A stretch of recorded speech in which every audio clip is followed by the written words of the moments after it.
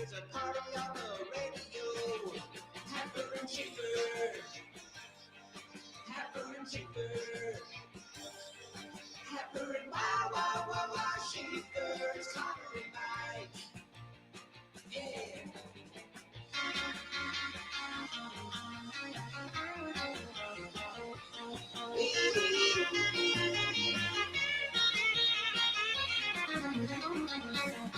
Happer and Schaefer.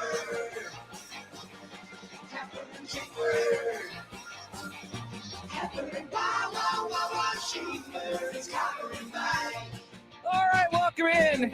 Happy Friday. It's Happer and Schaefer here on 1620 The Zone and on 1620thezone.com. Connor Happer, Mike Schaefer, Joey Warcola. Hi, guys. Good morning. How are you? Good morning. Happy Feel Good Friday. Feel Good Friday. Good morning, gentlemen. Good morning. There you go. There you go. Speak Does again. that get you fired up for Friday? Is there anything more firing up nothing than like- just, good morning, gentlemen? There's nothing like hearing a guy not talking into a microphone that's not on. Oh, no. No. All right, well, I guess I'm set for the last segment of the day. So I was Good job, Mike. I was thinking about this. Like, is this a football Friday? Is this a football Friday? There is a football game on tonight. But is this a football Friday? It is for me. Okay. Yeah, but you have a very low threshold. Yeah, yours might be the lowest of anyone I've ever met, It could be the lowest of anyone in the world. which is not a bad thing. Like, I don't want to make it sound like that's not it's just stating for that. Yeah. I want to say no, but the reason I also want to say yes is the football game tonight Yeah, we'll in have- Millard Yeah, we'll have high school football. is kind of a big game. It's a giant game. And It's a big so deal. I big kind game. of want to say yes. I do want to say it is a football Friday. I am not Though it's weird because I don't feel that way implicit.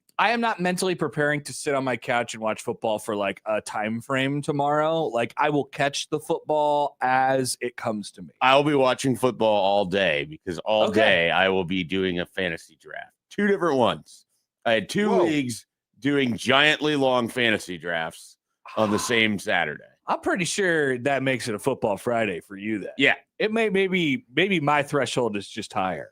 No, Like, I don't think I don't know. If I didn't have this, I do think I would spend a lot of Saturday watching college football. There'd be golf. Like, I would golf tomorrow morning if I didn't have these fantasy drafts, and then I would spend the rest of my day. and instead you're doing giant Watching fantasy football. drafts and not golfing Yeah. and still watching football. There will be so like just the places I know I'm going to spend my time, they will have multiple TVs and snacks and everything is going to be built around football. Okay. So I think it is a football Friday for me. I think so. So again, You're describing a football-y situation. I have obligations, but it hit me really hard yesterday that I want to go to that game tonight in Millard. And Yeah. I will not be going. No? Now, I have other obligations. Mm. I have too many obligations. That's one of the things I have realized. I thought moving to Omaha, I would have a lot less things that were already stacked up on my plate. Well, why did you think that? Well, You think Omaha's boring? You think no, Omaha's a boring town? I do not think that. There's much to do in Omaha. I just, I don't know. I just assumed that there would be less going on for me in general, but that's not true. I think the reverse is true. I would like to watch, which I believe you can watch the Millard North, Millard South football game tonight. Somewhere doing Millard something. South is hosting, so I it's imagine expected to be Gary- streaming. I imagine Gary is doing some sort of play-by-play for some entity around town. I don't know what it is or where it is. So I think it might just be on YouTube because I think Millard Okay. South has their own broadcast. Oh, it's rights. not like actually. Oh, okay. I think this was a discussion that was happening yesterday, and nobody had any clarity on it. So Okay, nice. the best I can do right now is I think we'll wait and see if we can get some info. So I want to watch this football game, and I'm mildly excited to see what sort of content will be coming out of 144th and Q this afternoon and this evening. But I do not want to go to this football game. This is the last place I want to be. It's gonna be madness. Oh man, It's gonna be madness down there's there. gonna be a lot of people. Yeah. A lot of people. A lot of people. And, sometimes you could get this is like a media critique, I guess. Like sometimes you could really get away, and stand in your own little corner on the sideline.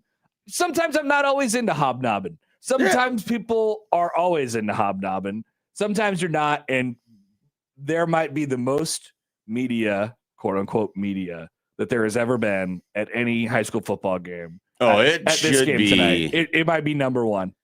Okay, so this is a great thing to ponder here. This will be the most the game with the most content that comes from it of all time of any high school football game that's ever happened in Nebraska. It's going to be close. There have been some monster, like recently West Side South matchups.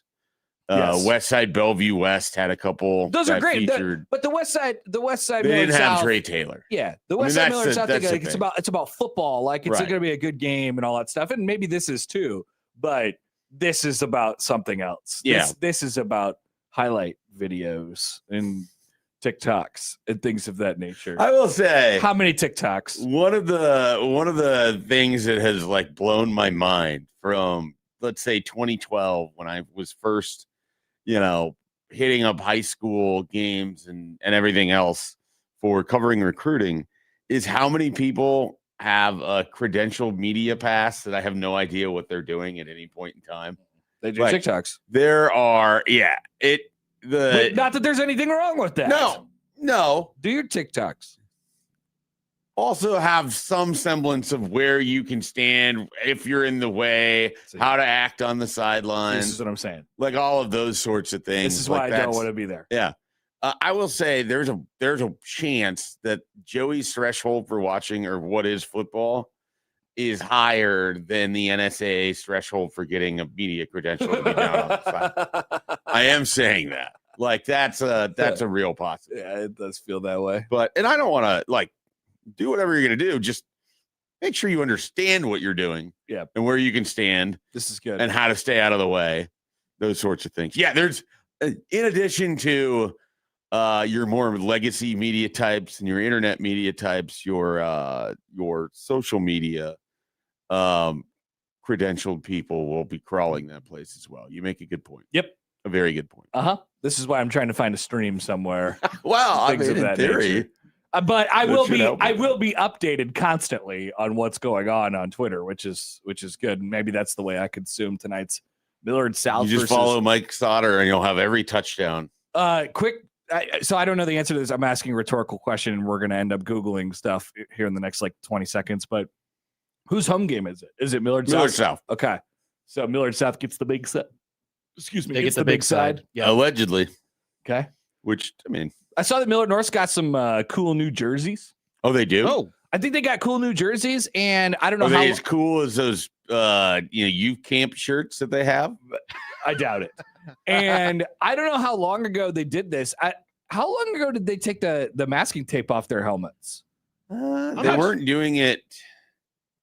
They changed their helmets entirely. Yeah, they I think it was a couple of years. yeah, I would say 2 years ago, because I recall covering it and then thinking things look different, but Man, not really You internal. better be careful I when you remember- go away with tradition. I You better remember be that. careful. I remember that being a thing when I was at Millard North. That was a common thing to do. Of Do course. you feel any allegiance at all to Millard North?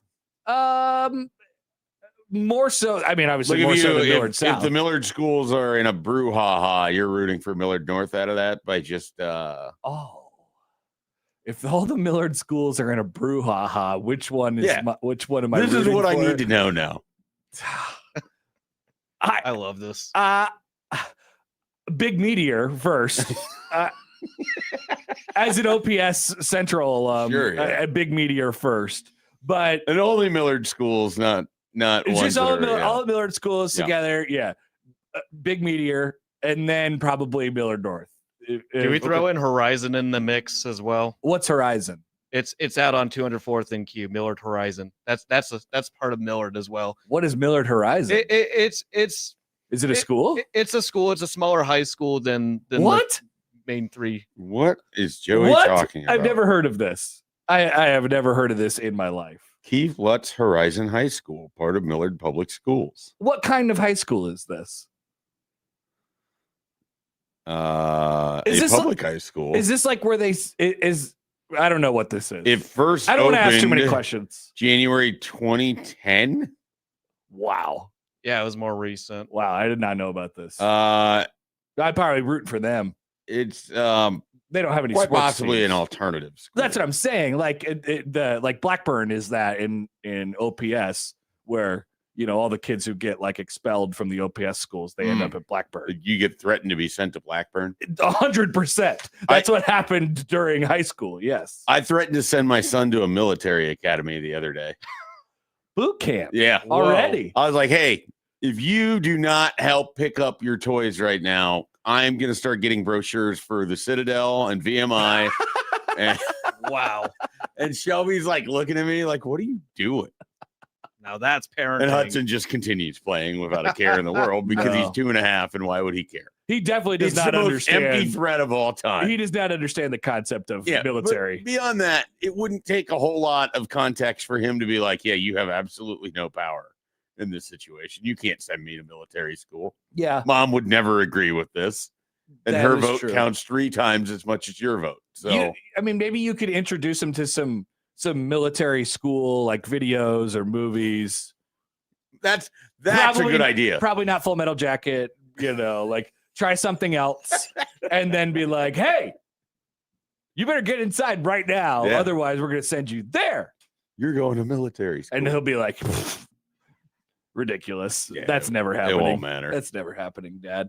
All right. So I think we landed on it is a football Friday. Yeah. Welcome to Hooray. Football Friday. For 2 out of the 3 of us, it is. For you, I think you kind of want it to be, but it's just far enough away that it's not a clear It's starting to have that feel. Yesterday I had my one and only soccer broadcast of the year. You kind of go like you get on a campus and you start you all the kids are there and there's like this kind of like I was remarking to people yesterday that you could kind of see you could see it in the sky a little bit. There's that kind of fall hue to what's going like it's so I think it's pretty close. Yeah.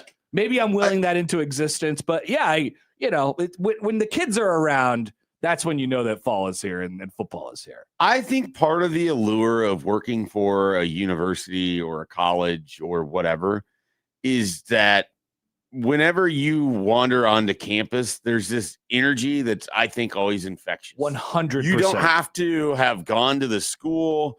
Like anytime I'm on a campus anywhere, if it's the Friday before a Nebraska football game, if it's the University of Nebraska, if it's, I've actually never been to Creighton's campus. If it's UNO, You would love it. if it's any of these things, the energy on a campus is just awesome. I think Matt and I were talking about this during the It crossover. truly is. It's one so of good. the times. If I worked downtown Lincoln, like I would take my lunch break and walk the campus at night because it's an energy giver if Yeah. you believe in that thing. Like 100%. I always, whenever there was stuff that was happening on campus related to, whatever I had going on that wasn't even football related, I always liked doing it. I like being down on campus. This The is energy of campus, I believe in fully. This is one of your best takes. Thank you. I agree with you completely on this. I just think it's universal. Like you walk onto it and it's like you have to feel a little bit of something. Feel the buzz. Maybe not. Maybe other people are like, oh man, this makes me think about the time I have to get a paper turned in and I didn't or whatever. I But- hope when you think of college, you don't think about how miserable it was. I hope yeah. college was terrific. Yeah. I certainly wouldn't, but I hope other people don't. I I think think it about might also be why I love the show Community so much or something like that. Oh, Like there's an definitely. element of that to me yeah. where it's just, it gives me like a good jolt of energy. There's just people around. Yeah. Young people, like I love that. It was great. Agreed. So it was good to be around that last night. And Creighton got a couple wins in men's and women's soccer as They have a Debo great soccer stadium too. so They that have an works. incredible soccer stadium. And I had a couple of minutes before the game started yesterday. So I walked just several steps over to their brand new baseball field. And I found the Creighton Our baseball boy players found the Creighton that guys. were out there. And I realized, so I walked over by home plate and I turned around and I said, here we are. It's another Creighton facility with a beautiful downtown skyline view.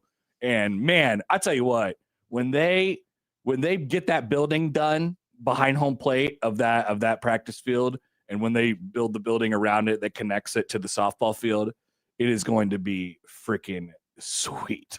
I mean, like, I imagine that it will be really difficult for them to be like, no, we don't want to play our games. Yeah. Like, I obviously part of the sell to go to Creighton baseball is that you get to play the Chuck box, which is absolutely fantastic. And you still would, maybe they would split it or whatever it was. But I just like that place. Like the idea of like splitting it half a season in one place. That place is going to be really cool. Would you do it? How would you feel if they did it where like 2 of the 3 home games were at one location and 1 was at the other? Interesting. So you're like Saturday home games are at the spot that you're talking about. The other 2 are at the Chuck box. Friday night at the Chuck box. Yeah. And Saturday back on campus, which is like a block and a half away from where. Right.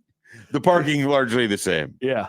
I don't know if you'd want to split it up by like in the individual series. I know, but that makes it sort of fun to me. Yeah. Like you get different dimensions, a different view, a different batter's eye. Earlier in the year, if you're not trying to hound the grounds crew down at the Chuck, Dan, he's like, hey, let me take my time and get the snow off the field. Good news, we got a turf field a half a block up the road, and the snow's gone, and it's warmer because it's turf and it's not so hard and things like that. I don't know. It's cool. It really is. And obviously the College World Series teams used it this year. And then, Creighton will use it to practice all throughout the fall. There will be a Nebraska Creighton fall baseball game. Yeah, you were talking about this yesterday. Yeah. That's great. It will be in Lincoln. And that's coming up in several weeks. There will be a Nebraska Omaha fall scrimmage, I believe, this year. And I don't know what else Nebraska is doing for their. I now want you and Brunts to be on the call for the Nebraska Creighton fall scrimmage. Exciting. That should happen. Where would we call it? Well, I don't know. Where's the game actually happening? Into our microphone. It's at Haymarket Park. I think. Yeah. So I mean, yeah, you broadcast it there. I don't know. We can throw it on. Yeah, but like, where does the audio go? Where does it broadcast to? I don't know. One of the stations here. We just make it happen. We got stations. We got stations. That's true. We do have stations. We'll just throw it on the news content. We'll just use it on the news talk station. We'll just throw it there. Oh, what a great idea. We interrupt this program to bring you a scrimmage that we don't know the rules for, but Even it's between better. Nebraska and Creighton. I bet the ratings would be higher. People would be in. No, people really like their news. Yeah. People really like what happens. I kind of learned that when we added some sports into that station. By the way, we have what appears to be a new addition to our studio as well. If you guys are watching along on YouTube, I want to show you Schaefer. But in the back, it looks like we've added a shirt to the Hall of Fame in here. It says Sharp and Benning, 16:20 a.m. The Zone. Whoa! In all caps, and then it has a SF27. So I assume this is made in 2016. And yeah, that would make sense. Nice. Do we need to get show shirts? I think we should. I think we should have shirts made. I agree. We have to come up with a nice design. Be wandering around, people can get their Happer and Schaefer shirts and bust them out. I'm definitely in the process of. Well, I haven't started, but I'm thinking of making a Happer and Schaefer calendar with all the graphics. You have been on this for a while, yeah. Now, the thing with Joey is you have to ask the real question of whether it's going to be one of those calendars that you get that starts in October of the year prior and goes through December, and it's one big image, or Joey makes so many graphics he could do the 365-day flip calendar as well. No, it's just going to be the month calendar. Okay, so the 16, maybe the 15. It would be really 16. funny if I don't think you probably have made 365 graphics, but yet, it'd be hilarious. But if you did this calendar maybe next year or in 2 years, probably 5 years, if that. No, dude, you're pumping out like 3 graphics a day. I mean, it really is remarkable. You got a chance here. You could just put every single graphic you've ever made on that calendar, and it'd be like, oh, well, I remember, and it corresponds with the day that it was made. That's true. Could be quite kind of interesting. It would be funny to me to have Joey make a calendar because, like some calendars, depending on who makes it, will fill in with specific days that are some are universal holidays, some are sort of assumed holidays. Joey would just say the Packers. Joey's holidays would include schedule release day, yes, Rockstar Leak Day, Oh, that was fun yesterday watching the 26-minute preview of the game. I watched it. It was on Netflix. Yeah, there was like no commentary. Like they stripped the commentary off it. It was just which is good. It was just like good. gameplay. Yeah, it was just gameplay. No, I want them to tell me. Yeah, I want them. You want to know what you're watching? Yeah, I want them to tell me what I'm doing. I'm sure they'll. So this is on Netflix. Huh? Yeah, it was on Netflix. Right. On Joey's calendar, it would say on tomorrow, August 29th. It would say 2 months until Packers Panthers at Lambeau Field. There you go. There you go. That's what we're counting down. That is so true. We are counting down. Oh man! Until you're rid of me for a week. That is so true. Speaking of anniversaries, there was one, or there is one today, or there was one yesterday. I think it might be today that we will discuss here in just a couple minutes. But it is Friday. We'll have Jake Sorensen on.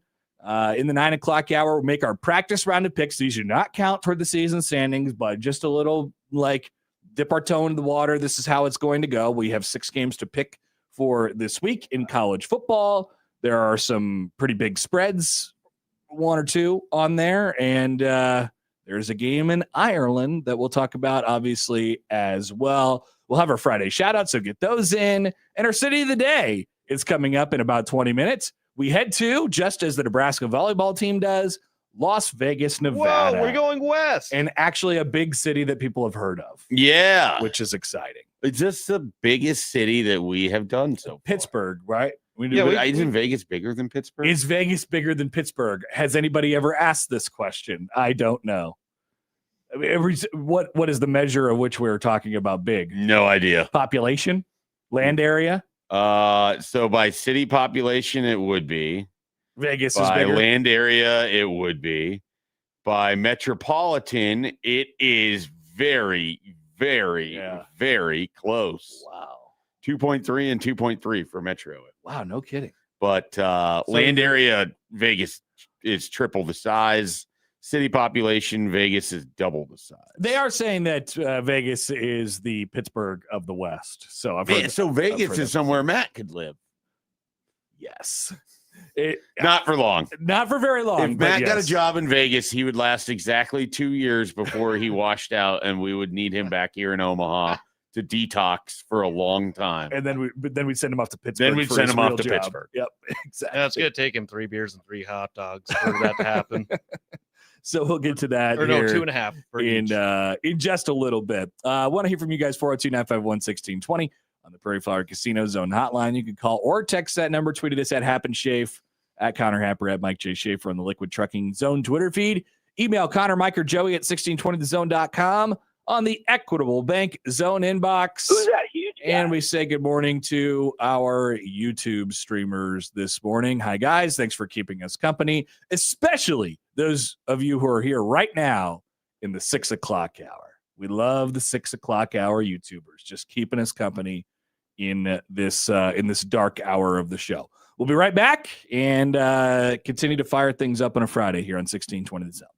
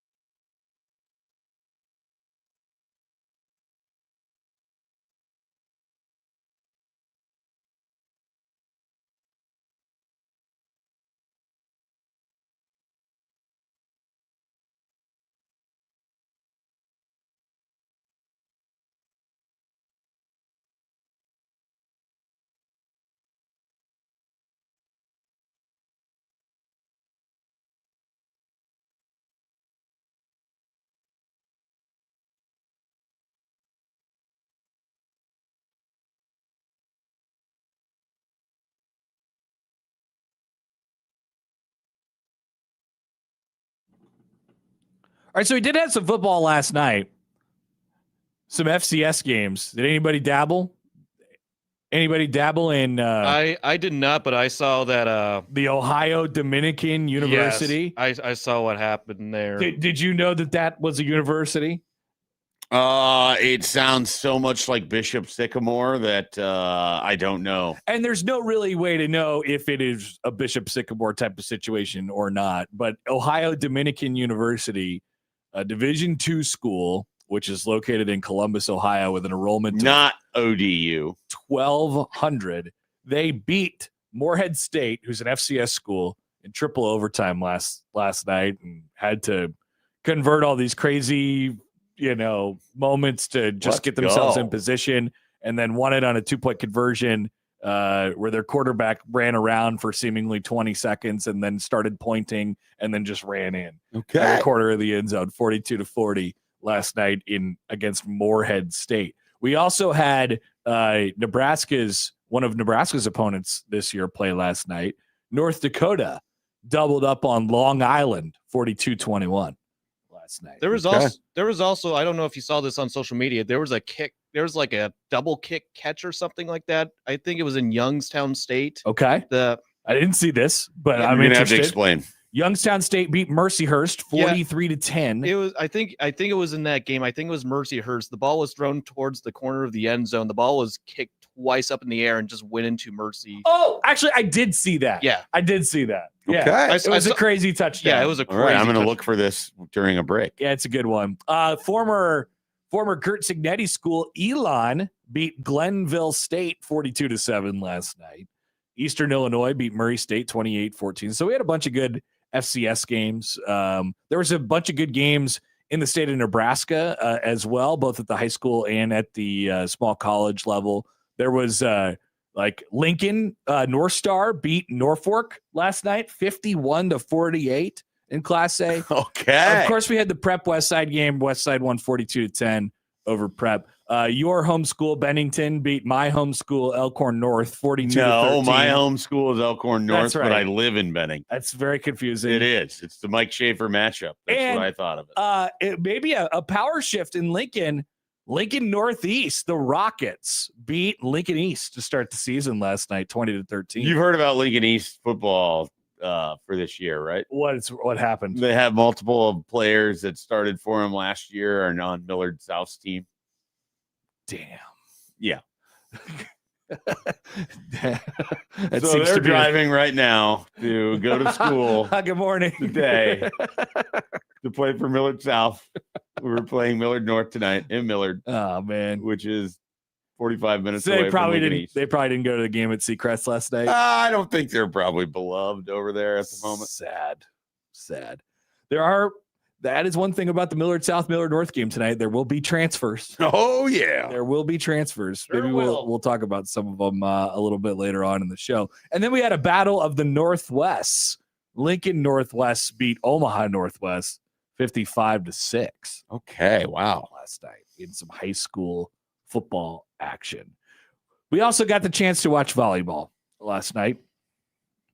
Spikes under the lights. Nebraska, you will be happy to know, won Spikes under the lights. Swept. They dominated, really. Yeah. There was a set that was close, or I The guess first set against was Florida, yeah. 21-19, and then from there they just progressively outplayed everything. yeah, they smashed SMU in the first set and then beat it pretty good in the second one, obviously, as well, to bring home the first, we talked about saying inaugural and first annual at the golf thing, which we believe it is going to be the inaugural, which means there will be a second.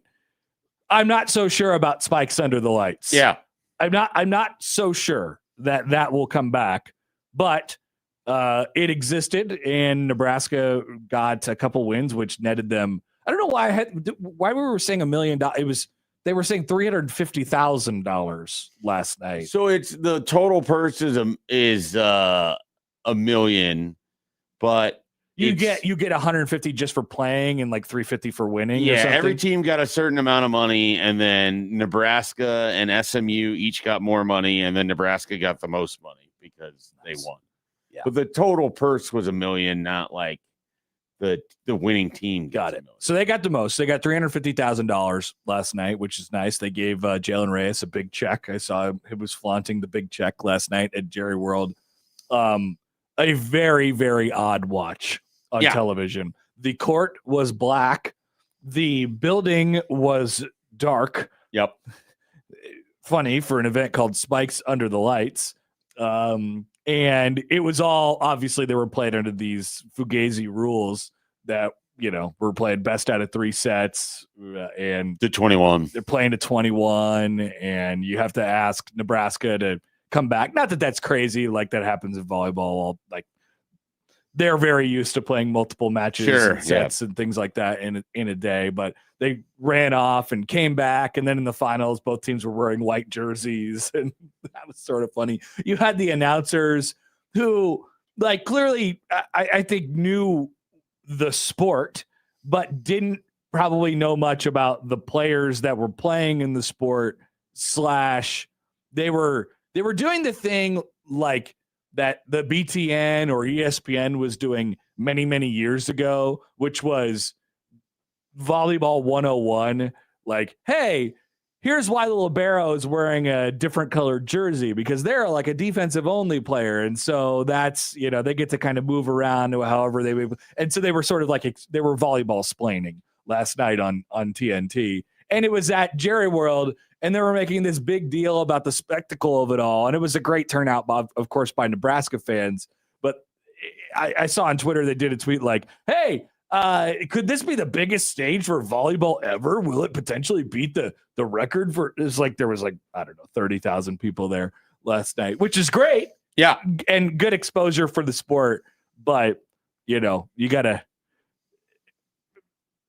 probably do it again in order to really get it right. So I don't think it'll be the last one. It might be the last one Nebraska involves itself in, but then the question is, if Nebraska's not involved, does it take a giant hit in terms of overall interest? Sure. So that becomes sort of a question.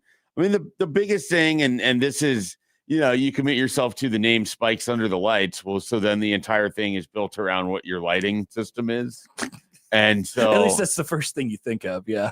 Well, it shouldn't be, but that's sort of how they went with it, which is how you end up with the black court. And then the sort of, I don't know if it was as harsh if you were there, but the sort of harsh over the air lighting, like it didn't look very good. It looked like the fans were sitting in relative darkness. It looked like they were being lit by the giant video board that hung over the top. The amount of people who would even understand that so in wrestling, like professional wrestling, sometimes they would dim the lights to create like a spotlight look of it. Right. This is that. It kind of did look like that, except for the spotlight was the giant video board. Campy as hell when a professional wrestling outfit does it. It looks even worse somehow for volleyball. Well, the run of play would be going on, and you could see everything in the reflection of the giant video board above it, because once again, the court was black. Right. And then on top of it, when you do this, you commit yourself to position in the center of the field, which makes everyone seem really far away. Yeah. That isn't one of the 250 people sitting around the court. Yeah. And so from the people, I know a few people that were down there or went down there, and the seats, they basically said your sight lines, it was rough. I would imagine so. And then on top of it, it's dark in there. So it's, nice. I just think it needs a lot of tweaking if you're going to bring it back. But I kind of think that they will. Overall, there was more attention on it than or enough attention on it to what they wanted, right? Like they wanted to showcase for volleyball. Yeah. They have to It's not a bad thing to try. Right. Yeah. They have to improve it if they're going to bring this back. Yeah.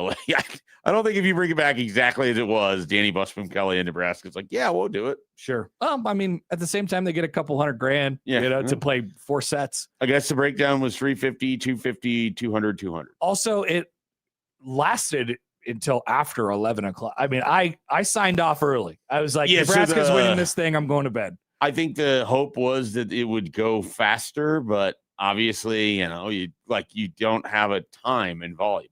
So if you get longer rallies for every point, even with 4 less points needed to win the set. Yeah, and none of the matches went to max sets. No.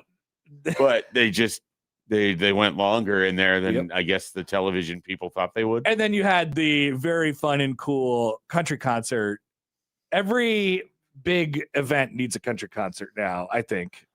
It seems like everything needs a country concert. This isn't like a fun hating thing. I do think we need to sort of like tamp down on Country concerts that not just country concerts, but not every sporting event needs a concert either. Yeah. I feel like we're getting kind of high on this. I would agree. But that's just me. Other people might find it to be very, very important that when they go to, like Joey, I don't know if this is what's going to happen, but the last Thursday night football game I went to, there was a Flo Rida concert at halftime. Sick. Which seemed unnecessary. I wonder what the concert Viking will be Steelers at on a No, Thursday there's night. not going to be a concert because they're going to be honoring Bob Harlan that's at right. halftime. It's a football game. It could be a concert of Joey just doing his best calls throughout history. He just like locks these in and you're just standing there in your section yelling them out. This Possibility. This is actually a great question. Every sporting event, major sporting event, has a concert attached to it. Has anybody bothered to ask why? I don't know. I asked the question, is why? it working? Like, is it doing its intended purpose? During the World Cup Finals halftime show, I asked why a lot. Yeah. But I don't think it's the same why that How you're. about the World Cup pregame show? They had that one guy from YouTube doing a song about the I Show World Speed. Cup. Yeah. Dancing. Yeah, he was the biggest show. Oh, man. He was at every game doing his. That one guy from YouTube is the best way to describe that guy. I am all for singing and dancing. I love singing and dancing. I'm a big fan of singing and dancing. We just don't need so much singing and dancing. Aligned with sports. Aligned with sports. If it's on it, and this is, on its own, singing and dancing, very good. I love singing and dancing. Sometimes combined with sports, very good. Not necessary all the time. Yeah, I think that's where I landed as well. All right, we'll talk more about that in volleyball this weekend, of course, as the season officially starts. Coming up tomorrow for Nebraska in Las Vegas. Today for Creighton in Sioux Falls, Las Vegas, Sioux Falls, both now, starting in 5 minutes, cities of the day. Wow. Hooray! That's right. We head to Las Vegas, Nevada after this on 1620 The Zone.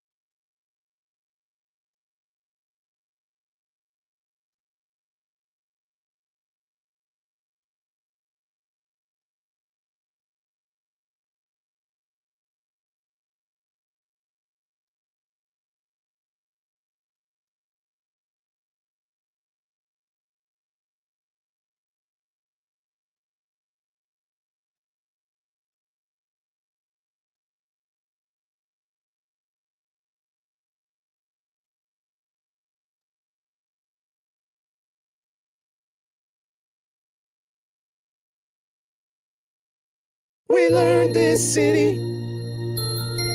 We learned this city on Happer. Schaefer learned this city.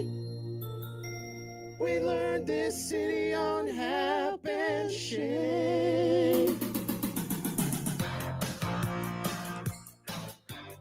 I love it when we end up in cities that we have been to. Yes. We have each made voyages to Las Vegas, Nevada. And quite possibly might go again. Oh, I mean, whether or not it is in an official capacity or not. Well, yeah, I meant go as a show. Yeah, that's true. I can pretty much guarantee you that, like I said this a long time ago to myself, once a year for eternity feels like a good amount of time for me in Las Vegas. And really what it's ended up being is about an average of like a time and a half a year for How many consecutive days in Vegas is enough for? Great question right off the bat, us? Joey. I think the sweet spot is 3. That's what I was gonna say. 2 would also work. Anything beyond 3 is a little excessive. I've spent as many as I believe 5 before, and it was not great. People who covered the college basketball crown when Nebraska was in it, they spent more time than that in Las Vegas. Yeah, no doubt. I think for me it's like 2.5, 3. I think like the most successful or most enjoyable experiences have largely been you get in early, so you kind of have what feels like a full day. Full day, yeah. You get a second full day, and then if you can kind of devise it to where you're flying out at noon or right after noon, maybe even a late morning, like that works really well. Get back at a reasonable time. Yeah. That's sort of the big thing is like and I've turned into someone who like no longer wants to arrive late in the evening. Like I used to be when I traveled when I was younger is like I wanted that last flight in because Really? yeah, I wanted it the maximum amount of time to be somewhere else before I was back in Nebraska. Oh, interesting. I always have been a first flight out guy, and I think that's aged well for me because what I've realized is that there is less chance of air disruption. Sure. If you are taking the first flight out. No, that makes a ton of sense, and I definitely agree more with that now. But like I said, when I was younger, I'd be going to Portland or wherever. I'd just be visiting friends wherever they were at. I was always trying to grab the last flight so that way that last day I at least had something. Because one of the things I do hate with traveling is trying to get to an airport early in the morning and having to arrange all of that. Much easier now with just I like Uber. it. Yeah. But prior it's like, all right, got to have the cabs. Or you have to navigate an airport you don't know or whatever else.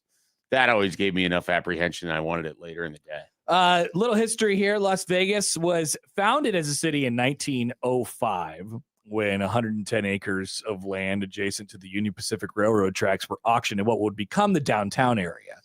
In 1911, Vegas was incorporated as a city. 1931 was the year that Vegas became Vegas. At that time, Nevada legalized casino gambling and reduced residency requirements for divorce to 6 weeks. This year also witnessed the beginning of construction of the tunnels in the nearby Hoover Dam. The influx of construction workers and their families helped Las Vegas avoid economic calamity during the Great Depression. The construction work was completed in 1935, and then there's some air bases that were established in the 40s, and then following the war, World War II, lavishly decorated hotels, gambling casinos, big name entertainment became synonymous with Las Vegas. So the 30s kind of set it up. Post-war, then we're rocking and rolling in the 50s, 60s, and beyond. And then The Hangover, of course, came out. Yeah. And then everything changed in 2010. Yeah, that's when everything changed. Definitely. The Hangover. No, so AI points out like one of the big things for Vegas to even become Vegas was not the movie The Hangover. Damn it. Nor was it even The Mob or anything related to that. That's weird. None of this would have mattered if Hoover Dam hadn't come along to basically provide the insane amount of electricity, also providing the population center, getting people to go down there and help create Lake Mead for recreational stuff. And it just set the stage for Vegas to sort of explode. and then obviously everything else sort of follows with that. But yeah, I mean, just a absolute sprawl city of every attraction you could ever possibly want. I mean, that is sort of part of the appeal to me about Vegas is that you can go there, never gamble, and then still Experience have an whatever you want. outstanding experience. If you want a golf trip, they have plenty of that. If you want to go watch any major sporting event, they have plenty of that. Shows and all of those things, they'll have plenty of that. I mean, Joey went to a concert. Yes, I did. You know, you've obviously done sporting events and everything else. Yep. And a lot of walking. A lot of walking, folks. It's and riding the escalators. It's a bit of a optical illusion how close and far away things are. Fun fact: people in Las Vegas consume more shellfish in a day than the entire United States does in a year. Whoa. The classic shrimp cocktail is a Las Vegas staple, and the seafood buffets are common throughout the city. Now, I don't know how super common they are anymore. People in Vegas love shellfish so much that they reportedly consume 60,000 pounds or 30 tons per day. That's more than the entire country collectively eats in an entire year. Shout out to shellfish. I have had good seafood in Vegas. The MGM Grand is the world's largest hotel, 6,800 rooms across 30 floors. A great place. The Bellagio fountains, things of this nature. Many, many places to gamble, lose money, but there is always the potential that you could gain a whole bunch of money. You could win, which is why people keep coming back. It does happen. Dan writes in, hey, that's the place where Mr. Papa Giorgio won a car. I put it down $1 and I got a car. Put $1 and I got a car. Put $1 and I got a car. Put $1 and I got a car. Vegas vacation, folks. A Connor Happer classic. All right, that's Las Vegas, our city of the day. We'll be back 7 o'clock hour up on the other side on a football Friday. Yeah, right here on 1620 The Zone.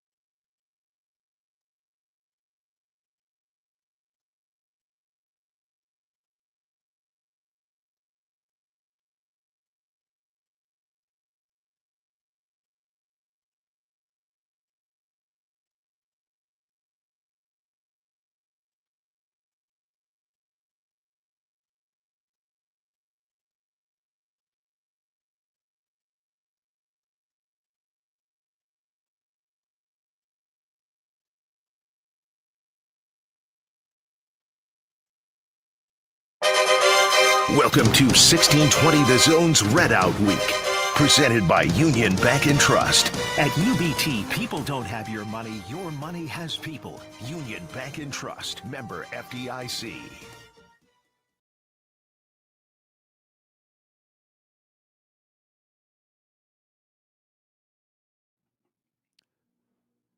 All right, welcome back.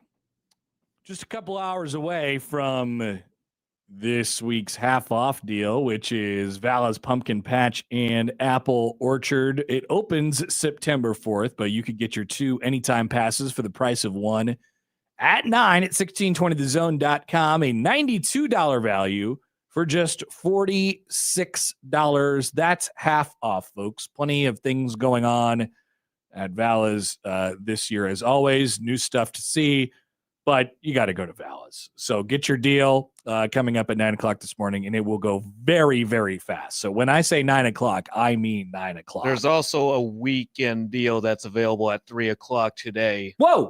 As well. Tell me more, Joey. It's the same thing. So there'll be a second run through of the half off. 9 a.m. weekday deals, 3 p.m. weekend deals. Holy crap. So the 3 p.m. avalanche is going to be, wow. People are going to want to get in on that. I would imagine so. Take advantage of that. And then, of course, listen to our shows throughout the next several weeks. We'll be providing you with many opportunities to win passes to Vala's from 6A to 6P. As we welcome you back, 7 o'clock hour of Happer and Schaefer here on 1620 The Zone and on 1620thezone.com. Should this be our last time talking about how difficult or not difficult Nebraska's schedule is this year? I think that's fair. Okay. I think we can have the final difficulty discussion. We put the kibosh on schedule. Because next week we're just going, we can only focus one game at a time. I think next you week. get in the season, you can't be out there looking ahead. By the way, just to produce this on the air a little bit, next week is prediction week. Yes. So we have to come up with a prediction segment a day. Yeah, I'm 100% good with that. All right. Prediction week is next week. This is still the off season. Yes. And during the off season, we talk about the schedule. We can talk about the schedule. By the way, August is basically come and gone now. You should have memorized the schedule. You should know it like the back of your hand now. Rip it off right now. I think everybody can. Of course, you have Ohio. You have Bowling Green. Yep. You have North Dakota. Good job. You have Michigan State. You have Excellent. Maryland. You have Indiana. You have Oregon. You have, I always stumble on this one. Uh-oh. You have Illinois. No. Oh, no. No. What have I done? First, you have the bye week, and then you have Washington. You have Washington. and then you go to Illinois on a you have, Friday. What game is that? 9? Yes. So I'm missing one. Rucker. You go to Rutgers. You get a Rucker, and then you get Ohio State and Iowa. Yeah. Rucker.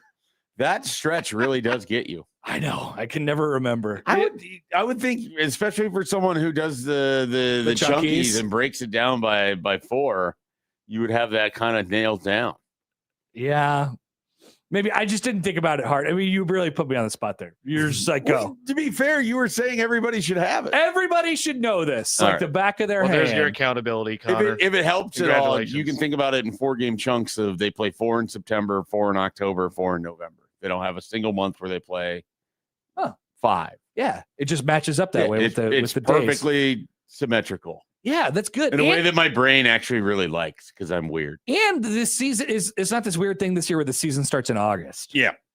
We love This that. is the latest the season basically starts for Nebraska unless for some reason they get one of those Sunday or Monday Labor Day games. Yeah. Yeah, Because it's the latest a Labor Day could be.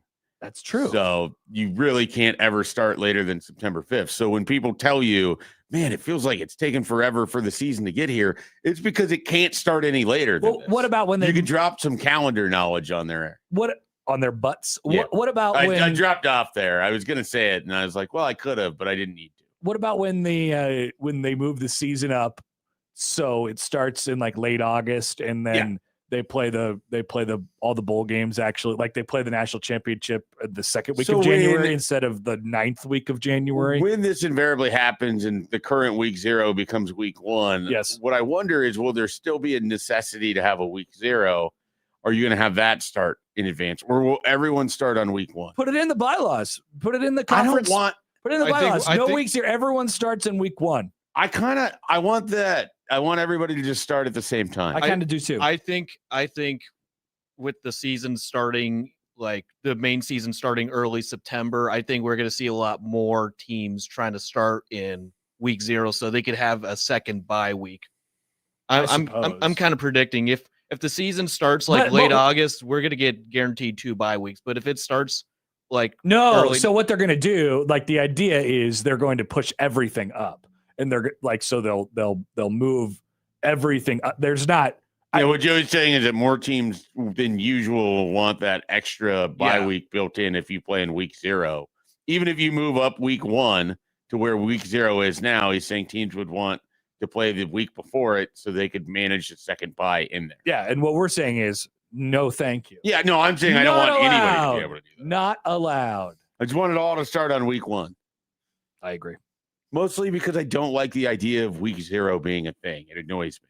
do we just start in a week? On a like, in the same way that PJ Fleck referred to his first year as year 0. Yeah, I'm like to be clear here. I don't think we're against football existing this weekend. I'm against the numerical counting of this not being 1. That's ultimately what I'm against. There you go. Yeah, I was just gonna chime in on that. I think everybody just moves a week earlier and then just call it week 1 and not 0. Just cancel cancel 0 and just say, Okay. say it's week 1. Now, here's the thing in college football too. We don't really refer to it by week. You know, like we don't say The that, way you do in the NFL. we don't say that weeks like here's week 6 action coming up. We don't really do that. It's certainly not in the same way that you do in the NFL, though I have noticed, I feel like that has been a thing more. Like if it you has been more. It's funny. I wouldn't have thought of it until you said it, but then I started thinking, like, just in my head of how stuff has been introduced. But more. it's just not uniform. no, Though. Like, not in the way the NFL because is. conference starts in different weeks for everybody Right. and all these different things. Like, and I'm okay with that. I think that's okay that we don't have to refer to the individual weeks Yeah. by their numbers. Well, week 8 doesn't mean anything to you, but week 8 is the Unless they did it where it was like, hey, week 10. week 8 is a bye week week, for Nebraska. Week this year. 10 for everybody is a rivalry game or something like that. But even those change sporadically throughout the season. And then by the time we get to 12, 13, 14, I have no idea what week that is. Right. Does Nebraska play Iowa in week 12, 13, or 14? Probably 13, right? 13. They play in 13. And then yeah. there's 14 because there's the Army-Navy game. Yeah. Yes. And then there's But 14 is actually really the conference championship week. Yeah. Yeah. Yeah, you're getting confused because of the way the video game is set up. Yeah, It's because they confusing. have the Army-Navy game and the conference championship It's week broken up things. on different weeks, Right. which makes sense because it's a computer. Well, but It's a then video also game. it doesn't make sense because at some point wouldn't Army or Navy be playing in the conference championship game? I don't think they are allowed to play each other in the conference championship game. Well, no, not No, that they, just as any of Oh. them but participate if one in of it. them is in the game. We've always had that discussion and Yeah, it's never that's- come to fruition and nobody's ever commented on it. And like it counts as, does it count as a non-conference game for them, or do they just avoid each other? And then it's a yeah. So I've always been, they're in the same conference now too, which only adds to the confusion. I don't know. Not that this really is a thing people need to I think think about. with it being played after conference championship weekend, it would count It'd as have a to be a non-conference yeah. game. John writes in on the text line, we need to include the number of available timeouts used in the predictions again. We could do the timeout tracker for the Oh, entire yes. year. Okay. If I mean, people got really annoyed about that last year. I love. They were incredibly unhappy with me for putting out the graphic, but Of how many timeouts Matt Rhule used? yes, That's just information. maybe this is just no, but information can make it seem like you don't like something or Sure. I mean, the presentation of the midday show could be a thing, which is how you wonder why Nebraska fans feel the way they do about you. They do. I can't for believe basketball. why. I don't know why they Right. would think that about me. You're shocked repeatedly. But I put out my timeout graphics last year, and people got so mad every time. My mentions turned into a disaster every time it happened. It's good if it's quality information. I had 3 graphics. I had good timeout, bad timeout, and timeout tracker. And sometimes I would declare that Matt Rhule used a timeout poorly, and I would use the graphic that said bad timeout, and people were very unhappy with this. And sometimes I would use the graphic that said good timeout, and they would say, actually wrong, it was a bad timeout because it was a timeout that was used. You just really, make it up in the moment. Either way, there was a lot of unhappy people about the timeout. You graphics. can't win with the fan base, Connor. So maybe we Happer can't win. Maybe we bring that back. Maybe that's just something that I have to do as a public service to the people. Yes, please bring it back. Okay. All right. So anyway, I'll back to the schedule. Scott Docterman did this for The Athletic. So it's been widely talked about that Nebraska has either the most difficult schedule in the league or one of the most difficult schedules in the league. Here's how he did it. He broke each of the teams down by home opponents' record from last year, road opponents' record from last year, FBS opponents' record just in general from last year, preseason AP top 25 opponents, average TA 138 rank of Big Ten opponents, which is just the Athletic, ranking, and then the overall strength of schedule rank done by one of the Athletic people, Austin Mock. So all these things factored into the number for everyone in the conference. Ohio State turned out to have the toughest schedule according to that particular metric. That is, for the record, made up. Michigan turned out second. Then a tier break. We love tiers, folks. Certainly the Athletic loves tiers. Northwestern, Oregon, USC, then Nebraska. I don't think I've really seen in very many places where Nebraska has the 6th most difficult schedule in the Big Ten. They're usually in like the top 5 in the country. Now, if you read through, he does basically say like the non-conference is what drops Nebraska down a little bit. And so that is a factor in this. But what I really think this article shows you is that the expectation of playing in the Big Ten is you're going to have a hard schedule more years than not. And this is one of the things that drove me absolutely nuts about Bill Moose and Scott Frost is that you would have this incessant whining about, oh, this is who we get as our crossover games every year. Like that. That's part of being in the conference. It's going to be difficult. Like the idea that you should get there are some sort of magical draw that sets up for you to have a good year. That's not how this works. Like you didn't join the Big Ten so you could hope to have the easiest schedule in the conference to then, win a bunch of games and claim that you look good. I will say the schedule conversation, the air around it, especially in conference, has changed dramatically since the split. Since the league has added the 4 more teams and then the lack is split between the divisions now. Like the crossover thing was one thing.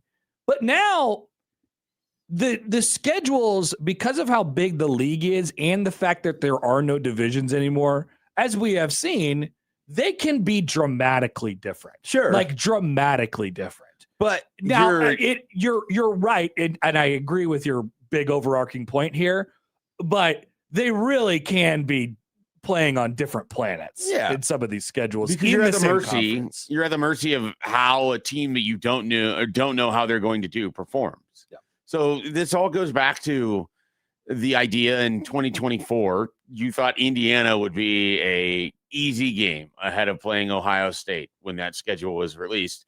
And it turns out instead you get a 2-year period where Indiana football is one of the best teams in the country. Facts. So you get them back on the schedule now where you also are adding Oregon, who comes over from the West Coast and just joins in 2024.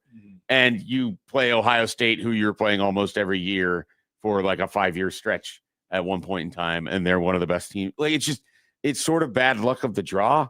And yet at the same time, this is just what it is being in the conference. Yeah, I agree. I think we spend in football more than any other sport so much time complaining about Nebraska plays this, but Iowa drew that. And, You're brought in. Nebraska was brought into this conference to win games. I see. I think there's two different conversations going on as it pertains to the schedule. I am willing to listen to the big picture. Like, I think they should bring back divisions. I think they should have some sort of a pod because the schedules at the very least get more consistent when you do that. You have a regular set of opponents plus an like additional. The thing that bothers me so much is that it changes so rapidly, and you're trying to thread this needle where you're like Matt Rhule always talks about getting old and staying old, and like the old school way is you kind of build up to this over a 2 or 3 year period. It's like, oh, we have a quarterback who's going into his third year now, but crap, we got absolutely hosed on the schedule in that third year, and it just blows everything out of the water. Like, you wouldn't have as drastic of situations as that. So I'm willing to listen to those global league-wide conversations. But as far as like Nebraska got screwed compared to everybody else. Right. Under the current circumstances that we live in, it's rendered useless because it is so cyclical. Like you said, you're gonna get different things from different opponents. So we didn't see Penn State coming last year. We certainly didn't see Indiana coming over the last 2 years. You didn't think recently that Illinois would ascend to being a team that wins 19 games over 2 seasons? No way. Yeah. But again, like they all play in the same. Like Nebraska can do this too. Yes. A lot of it. They can be the team that surprises people. We have these conversations because they're not winning. Like that's the thing that it always comes back to is you don't spend that much time on schedule talk if your football team wins games. And so like a lot of it for me is that I find it interesting. Knowing your personality enough, it does make sense because you like things to be cleaner. And the Big Ten is just a giant mess. You're dirty. The Big Ten is the playroom where everything is tossed around, and I'm threatening my son that he needs to go to military school. That's what the Big Ten is. And you want it to be much more orderly. Despite the fact that I'm threatening to send my son to military school, I don't like divisions. I don't want divisions. I'd rather this. Would much rather this. So what do you like about this? Every time there's divisions, you end up with one that's significantly better than the other. So it defeats the purpose of the gatekeeping that you're attempting to do.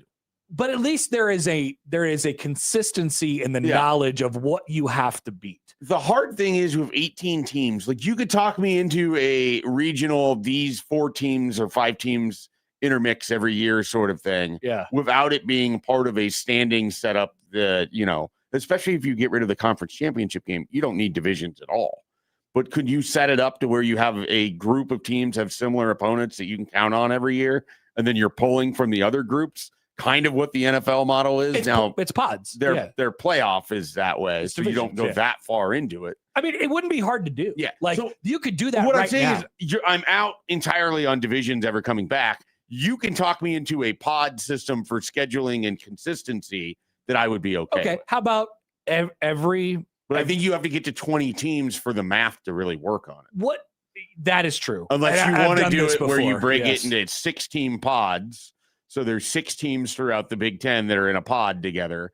Those 6 teams, you play 5 of them, and then your other 4 games come split between the other 2 pods. I have done this before, and I created an entire conference, but it was contingent on, I believe it was 20 teams. Like you said, that's So so Notre Dame was a part of it. It makes the math so much easier to do. And I think the other one that I used, so I pulled in, this is before USC, Washington, and Oregon, and the other one, UCLA, came into the conference. So I pulled them in, and I pulled in, I think, Stanford and Notre Dame were the other 2. Obviously, Stanford doesn't seem very likely at this point, whatever it might be. But it wasn't very difficult. You just you had the West Coast teams that were all in the same thing. So you could even do a modified version of that where there are, if you are UCLA, it's automatic that you're going to play Oregon, USC, and Washington every single year, no matter what. And the rest of it is up.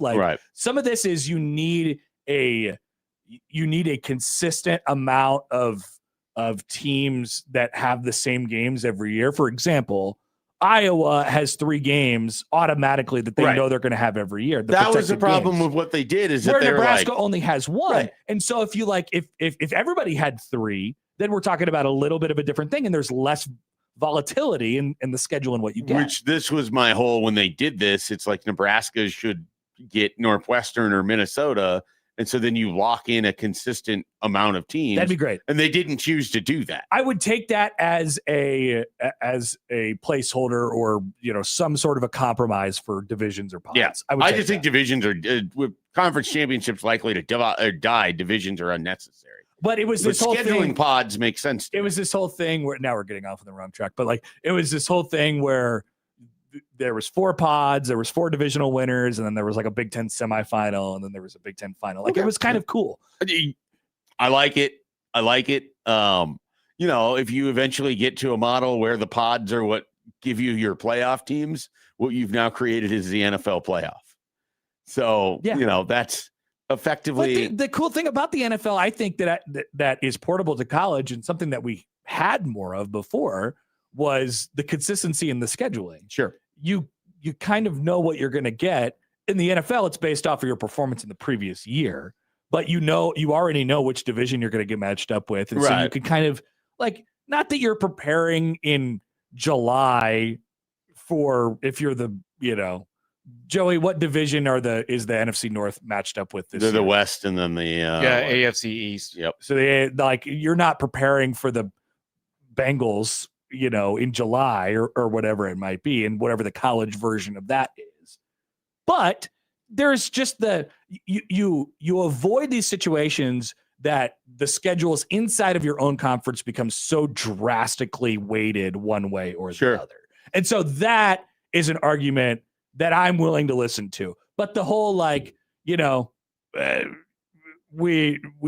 the individualistic part of it, where the complaining about the schedule, that's why I hate the schedule fearmongers. Like, you just, to your point, Schaefer, you just sort of have to deal with it. So they had the 6th hardest ranked on this list in the conference. It's also to say, this the also teams includes that non-con, you by the way. play. I mean, so Oregon's 4, Ohio State's 1.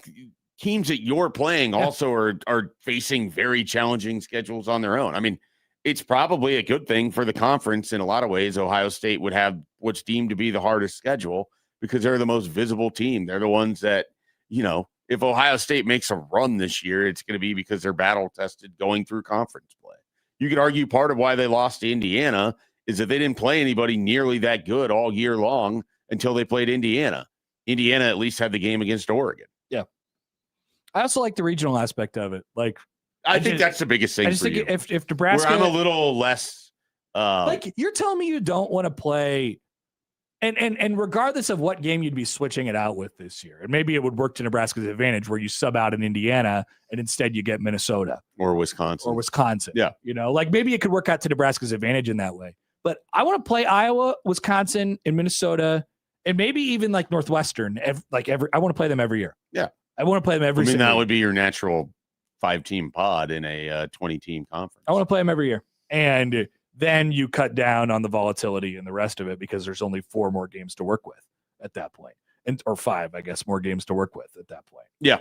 So I don't know. But that's a conversation for a future date. What it says in here, the little blurb on Doctorman's story, if the Huskers hadn't backed out of a game against Tennessee, they would have battled for the spot in the top 3.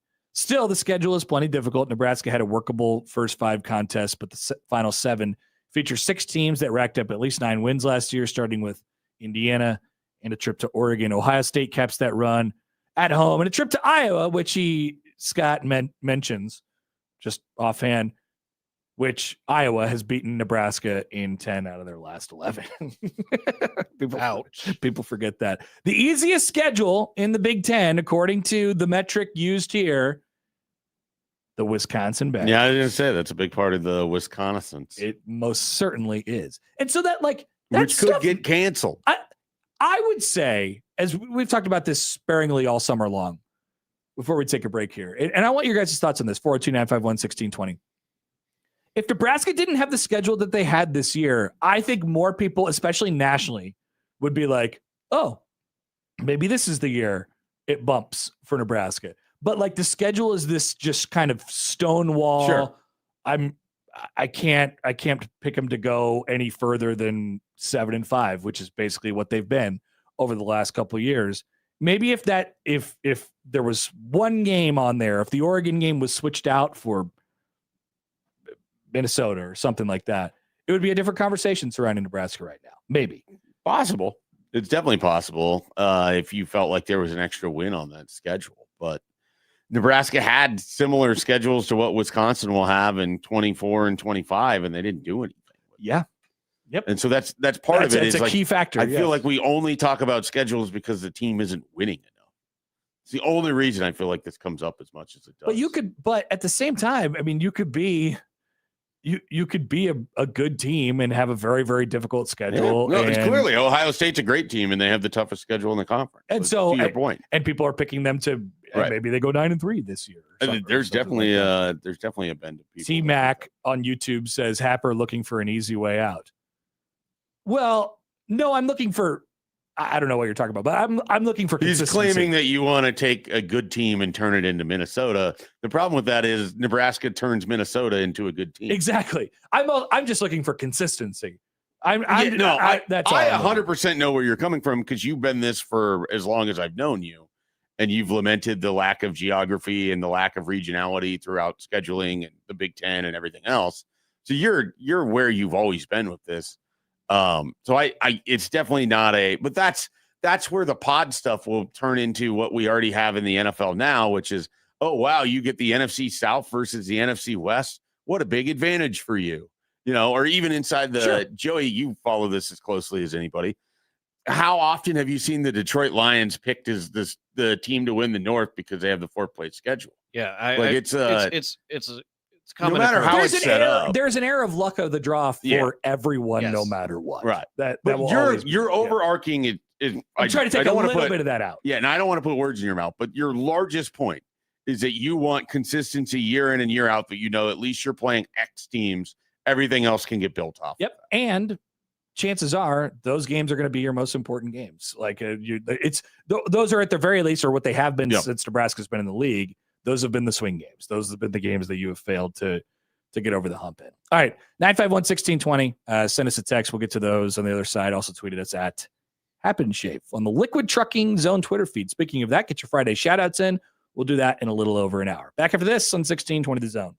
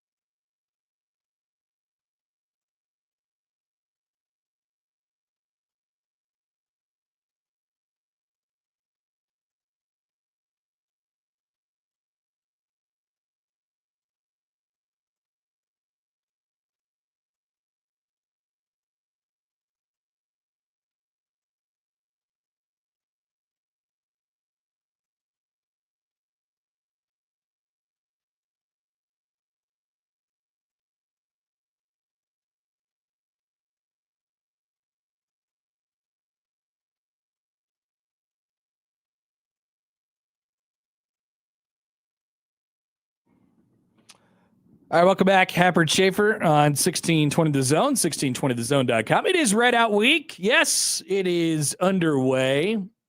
And it'll, of course, conclude with our Red Out, as we're now calling, well, it's the Red Out Roundtable officially, but we are putting a spin on it, and it's called the Luncheon because it's a luncheon. It is a luncheon. On Thursday. It's an event. It is next Thursday at Oscars. It's become a great tradition that we have here at 1620 The Zone. Join all the hosts at a rectangular table from Oscars next Thursday at noon, 173rd and Center. It'll be the first time we're ever all on air together. Is this, I guess that crossover would have counted for that, right? Yeah, you were on the phone. Yeah. I was on the phone. We were kind of all together last week. In person. Yeah. But I mean, all on air at the same time. I guess That's so. true. Wow. I guess that is right. That's exciting. Yeah, so this is your opportunity to ditch work to see the guys in person. So we'll have plenty of stuff coming up to preview game number 1. And, of course, the entire season. It's prediction week for us next week. It's all part of Red Out Week on 1620 The Zone, presented by Union Bank and Trust at UBT. People don't have your money has people. Member FDIC. A lot of folks making fun of me because they're saying that I want Nebraska to have an easier schedule, and I don't know what segment they were listening to. I never remember. I don't remember you saying such a thing. You stood up on the, you actually got up on our counter here. Nebraska's getting Which is weird. You had to hold the camera to your face and just yelled that Nebraska faces too difficult of a schedule, and Bill Moose was right. I'm the guy who's been shouting I'm the guy who coined the term schedule fearmongers. Yeah, well. Of which I am not. Apparently you are. I am not a schedule fearmonger. Well, yeah, because you don't want anyone to have any fear. You want it to be the easiest schedule ever. That's why you hate the fearmonger. I suppose you're right. Apparently, I don't know. Yeah, that wasn't the segment I thought we were in. I'll tell you that. I wish Nebraska had these. I wish they had Rutger every game. That's not the only person that I saw some other comments in there about people that seem to be listening to a different segment. I'm not than sure what we were having. So I'm not sure. That might be on us. We're just not effective. Good news for you, Connor. People are definitely annoyed by all the schedule talk, though. I understand. Good news for you, Connor. Rutgers on the schedule for next season. So Nebraska's got 2 years in a row of Rutger. Whoa! Didn't they play 3 years in a row of Rutger? This is incredible. They played them last year. Nebraska going to Rutger this year. Rutger coming here this year or next year. Did they play them last year? No, they did not. They played them in 24. They played at Maryland, though. Yeah. Oh. Maryland's the same as Rutgers. They're doing this thing where they were splitting games in between years, so you didn't have back-to-back opponents that were the same. That's stupid. They did play in 2024, 14-7 final. Yeah, that was Deshaun Singleton had the big tackle. So you mean to tell me? But Nebraska played Michigan State last year. They did. Yep. Aiden Childs, remember he was concussed. Played Maryland last year, and they played Michigan State this year. So it's confusing because in 23 you had Minnesota, but then you skipped a year and you played Minnesota again in 25. You had Indiana and Rutgers in 24, skipped a year, and you'll play them again in 26. So the only thing consistent is the West Coast teams because you got the year with USC, UCLA, and then Oregon. Okay, maybe this is what people are hearing. Text from the 402. Connor said he wished he could trade Oregon for Minnesota. Fine. Trade Minnesota. Trade Maryland for Minnesota. The point was I wanted to play Minnesota every year. Yeah. Whether that makes your schedule easier or harder, I don't care. I just wish you it was want more the consistency of it. More consistent. I thought that we had arrived that's what it was that you wanted, but apparently we had not. Hey, good news. Well, another good news for you, Connor. Nebraska's got pretty much the Big Ten West next year with Wisconsin and Minnesota back on the schedules. Thank God. Northwestern, are they on it as well? Yes, they are. They're on it. And Purdue. And Purdue. So no Illinois. No Illinois. Order is nearly restored. The Big Ten West almost came back. So Connor Happer for 2027. Yeah, I like that. It's a good schedule. Iowa, Skip Minnesota. ahead, he says. Iowa, Minnesota, and Purdue at home, and Northwestern, Wisconsin on the road. Next year is when Nebraska has 8 home games. Yeah. Next year is a big year for this is why you kind of want Anthony Calandria to come back and do the 5-for-5. This is where you get old. This is next year is the year. That's the build year. That's kind of been the conversation for a while. Yeah, it has been. So that's not anything. Sort of annoying. I imagine that's what people are sort of annoyed about too. They're like, yeah. what are you going to do? Skip over 26? Well, then, like that's the sort of the thing. Like, okay, yeah, sure. Next year's the build year. We've heard that before. That would assume that this year goes mildly well. Right. Like it has to actually Yeah, go I mean, okay. that's the thing. Speaking of conferences, it has been a trend over the last several days here to tell professional athletes to go kick rocks when it comes to coming back to college to play sports. Maybe they're just addicted to the feeling of being on campus, Which I can understand. I do get that, but something tells me that they might not be. They might not. Like They might that. be addicted to something else. They might like something else. Court cases. So you've seen all of these conferences announce that they are not allowing professional, players who have signed professional contracts to come back and play in school. The penalties, if you do so, are quite punitive. They are suspensions and significant percentage of budget fines and things like this. Here's what the Big East Conference has to say. Okay.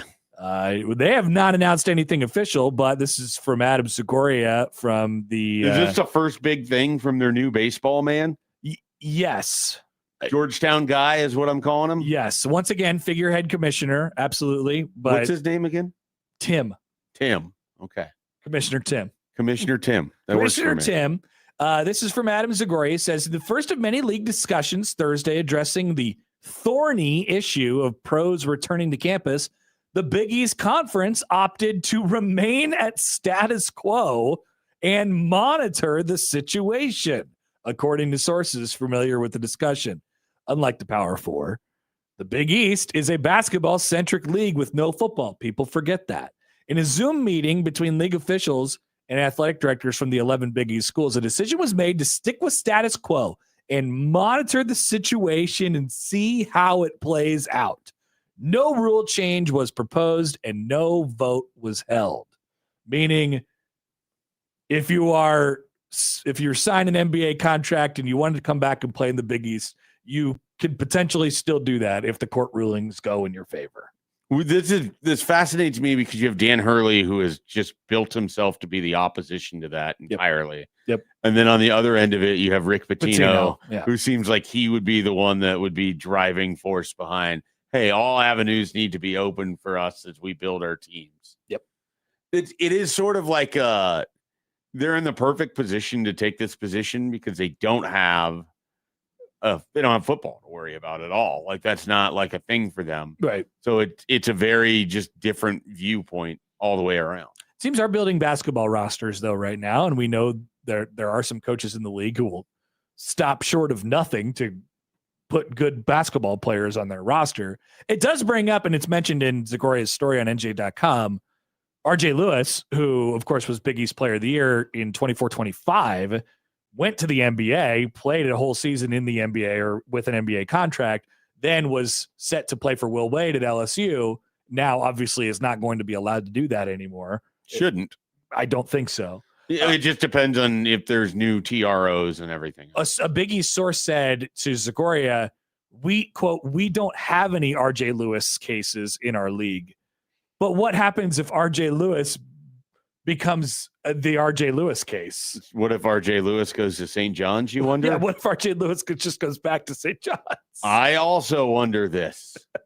And then you have an RJ Lewis case. Yeah, I think that would become an RJ Lewis case. The easiest way to get an RJ Lewis case is to have an RJ Lewis case.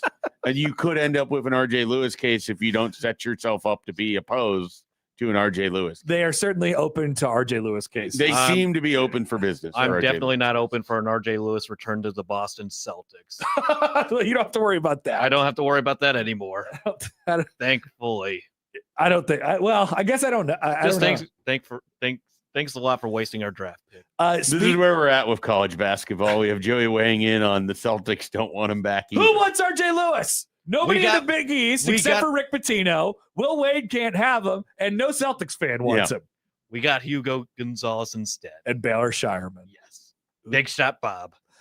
Speaking with John Fanta, St. John's coach Rick Pitino said his team was, quote, a little behind because, quote, we've had visa problems and we've had all types of problems. They got to get through the NCAA. You got to have a waiver for them. And then they talked about all these different players they've tried to get from overseas and stuff like that. Obviously, there is the waiver holdup with a couple of the guys on Creighton's, supposed to be on Creighton's roster as well. Yesterday, Brody Robinson, who was, I can't keep the states right, but there was something that I think momentarily made him ineligible at the moment. Fred King still eligible. Big smile. Fred King, of course. Fred King, who gives a big smile back to the bench. So hopefully he keeps the big smile and continues to be eligible. Man. Some enterprising dentist operation here in Omaha needs to have a promotion called Big Smile Night, where everybody gets a Fred King like fat head with a big smile. Like, this needs to be. Creighton Promotions, can I work with you on this? You have a connection. Whoa, to them. you're Yes. you working with Creighton? What? If it's in regards to Big Smile Night, I want this to be a thing. I don't know how we make this happen, but we need Big Smile Night for a Creighton game. You could guarantee Schaefer will be there for Big Smile Night. I would attend Big Smile Night. All right. Well, if that's what it takes to get you to Big Smile Night. If Big Smile Night is what it needs to happen for me to get to a Creighton game this year, all right. I'm willing to put that out. Be careful what you wish for. You might go and you might say, dang, I really like this. This is fun. I've been to Creighton games before. No, this is really great. You think it's Big Smile Night is gonna change my entire outlook on things? It could change your life. Wow. It could change your life. Fred King, who gives a big smile. There's back only to the one bench. way to know, and that's if Big Smile Night happens and I get to see Fred King's big smile. I would love to find out. All right, that's what's going on in the Big East. Here's what's happening in your neck of the woods. And that's Joey's headlines after this on 1620 The Zone.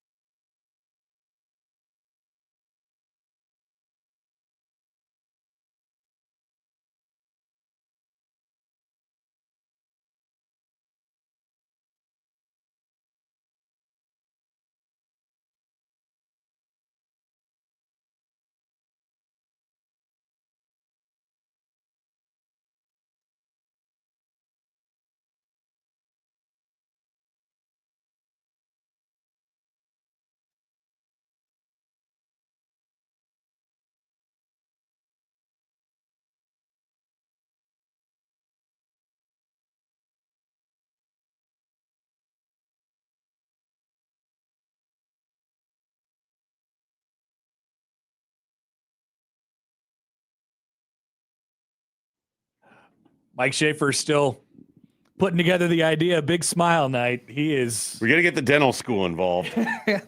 They might want to. There's lots of ways to go with this. I do think if you were given people would want a Creighton toothbrush, I'm sure, for attending the game. Of course. You know, you can have again, you can make this a whole dental thing. Now, at the same time, he is not necessarily, Fred is not necessarily known for his big smile. Oh, he just happened to smile at that moment.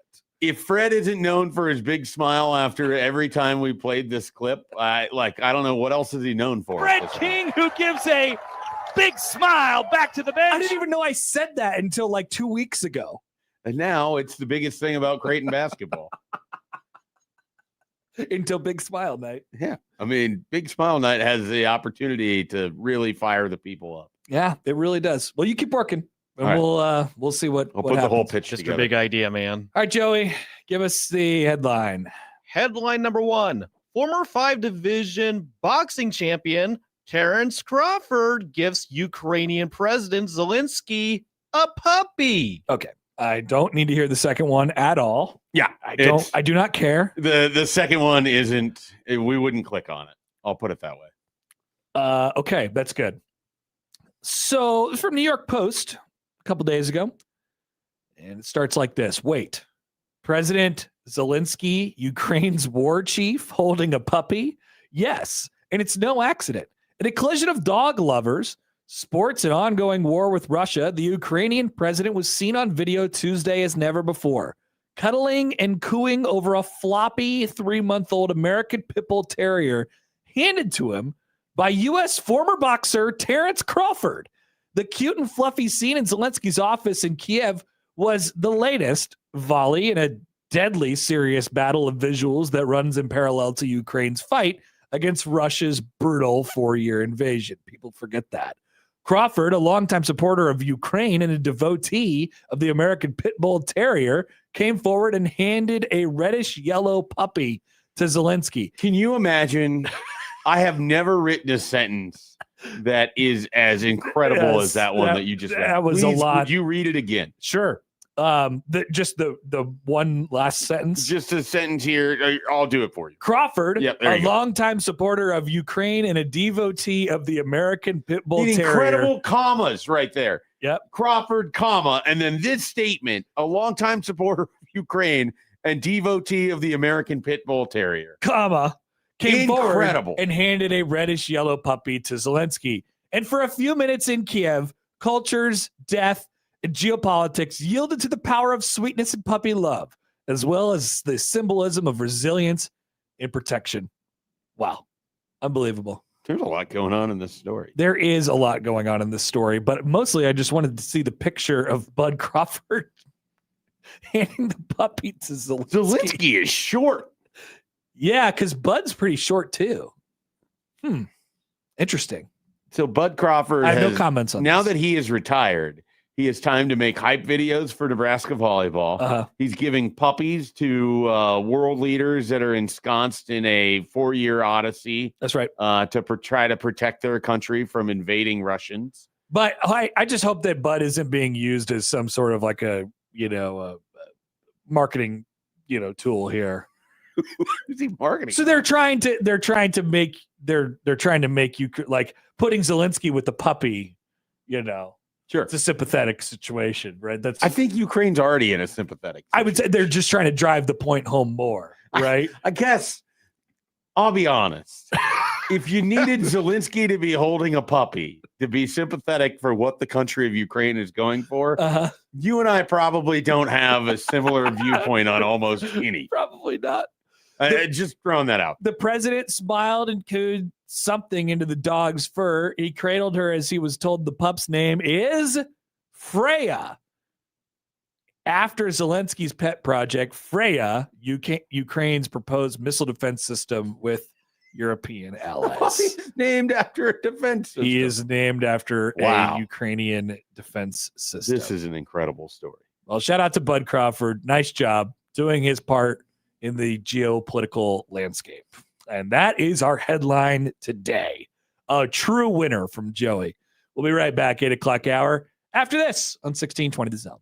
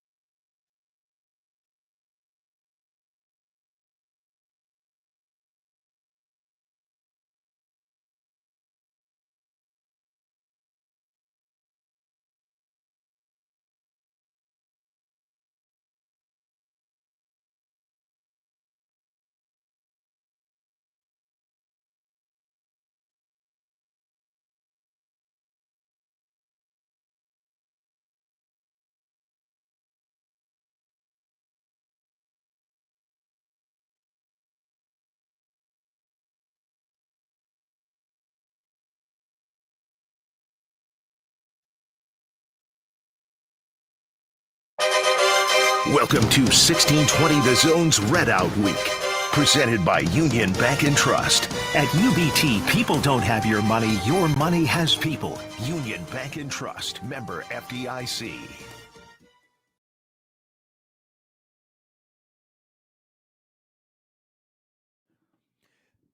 Here on Happer and Schaefer on 1620 The Zone, we talk about the hot button issues. And in order to do that, we have to know what the hot button issues are. Well, it is in my worldview, I collect all this information from all these other people, and people tell us what they want to talk about and what they're interested in. You listen to the folks out in the community. And I've determined that one of the things that you all care about that I absolutely do not care about at all is Matt Rhule's podcast. Matt Rhule's now defunct podcast, according to the folks in the Nebraska Athletic Department. Oh, no. So Nebraska Athletic Director, this is from the World Herald, Amy the Journal Star, but like picked up by the World Herald. Nebraska Athletic Director Troy Dannon said this week that the school does not plan to produce Matt Rhule's House Rules podcast this season. It's over, at least for this season. Dannon said in an interview with the Journal Star, quote, "We basically purchased the asset, whether it's the podcast, which we are not doing this year, or Matt has spent a lot of time actively fundraising." You're talking about when they bought his like NIL rights, Sure. basically for $5 million. They can monetize it had they choose to monetize it. The House Rules podcast has 12,600 subscribers on YouTube and produced 19 long-form videos last year. Episodes featured Rhule talking to Philadelphia sports talk radio host Anthony Gargano, cousin, for a segment, a player-focused segment, and typically a segment where Rhule talked to a newsmaker or other member of the national media. On Wednesday, Rhule told The Smoke Show, which is a show that the Involving smoke? This part is mildly interesting. The Wednesday, Rhule told whatever The Smoke Show is that the administration came to me this year and told him NU wasn't going to do the podcast. And as he said to the media a couple weeks ago, quote, "More time for me, man. Whatever the rules of engagement are, I'm good with it." So the question that we're trying to get to the bottom to here, who canceled Matt Rhule's podcast? Was it Matt Rhule or was it Troy Dannon? Could it be a combination of both of them? Absolutely. And I believe that is probably the answer. the most obvious thing here. Yes. Rhule in tune as much as anybody is with how he's being discussed, and probably heard plenty of the refrain of, he doesn't need a podcast. He needs to focus on winning, that sort of thing. So we already get that in the comments. Here's bada bing. Connor, I know you don't care about it, but doesn't show prep take time? And if you're having a losing season, it looks pretty bad if you're going to take time for a podcast instead of winning. Again, it's either podcast or winning. There is no in between. You either it's podcast impossible or to conceive you of win. a world where someone could win and also podcast. Just absolutely. This is by far bonkers. the most annoying topic of the offseason. Yeah. When we did our most annoying topics of the offseason, this was I didn't even include this one, and I was jealous. This was in my elite tier. It's basically number one, because as we know, you can either win or podcast. You cannot do both. Part of the frustration I have with how Nebraska football has gone for the last decade plus, in addition to the fact that they don't seemingly win at a high enough clip, it's also this it's created this thing where we look for reasons to complain about the coach that has nothing to do with what's happening on the football field. Yep. I hated it with Scott Frost. I didn't care about the rumors and the innuendo or all of that. Have you seen Michael's video? Because whatever was going on, whatever was going on, could it have affected what was happening on the football field? Sure. Yeah. I don't think it mattered relative to what was happening on the football field, because that piece was just fractured to begin with. Yeah, I think there's a difference between the actions of the coach actually, it could be representative of something, right? Yeah. If if the things that Michael was saying in his video were true about Scott Frost, he wasn't, he showed up to practice late or whatever it might be. Like, that is representative of how things were going inside of the program and with Frost. Like, and I don't know if people are doing that necessarily with Rhule. It seems to be more of like I don't want to listen to you talk anymore. But it's not so, just that. So why don't you stop talking and start winning? And by the way, he's done that. He's standing in front of a photo wall in his wife's dry bar, and people are convinced he's at the Kentucky Derby, and they're mad about it. They do. What is the day? It's May 2nd. Why do you care? Look, this is where I get really annoyed with fans in general, is there's this sense of ownership. Oh, you're the Nebraska football coach. You don't get to do these things. You shouldn't be a person. You work for beyond me. being a football coach. You should live in this box and only stay in this box and don't talk unless you've won enough. But also, we need to have all this information from you because we need to have information. We're information junkies. We need to know who the starter is. We need to know this. We need to know that. We got to go to this. So we want all of this, but don't do anything that makes you seem like a human. Only be a football coach. Don't have any life whatsoever. Like, there's an element of this fan base that has that. Every fan base has this. This isn't a Nebraska thing. Yeah. But it comes out even more when they're not winning, and it drives me insane. Like, Nebraska will not win or lose a football game this year because Matt Rhule sat courtside at a Knicks game. You are not out of anything as a fan because your head coach has a life that exists outside of the football stadium. So then the question, I guess, is this. Do you, and I know a couple of particular people's answers to this question, do you like the fact that he has toned it down this offseason? Like, he has done what people have asked him to do. They're like, hey, stop podcasting and start winning. Well, he can't win any games in May, June, July, and August. This conversation. And he has toned it down. Right. I don't think that's good for Nebraska either. This offseason. Whether, my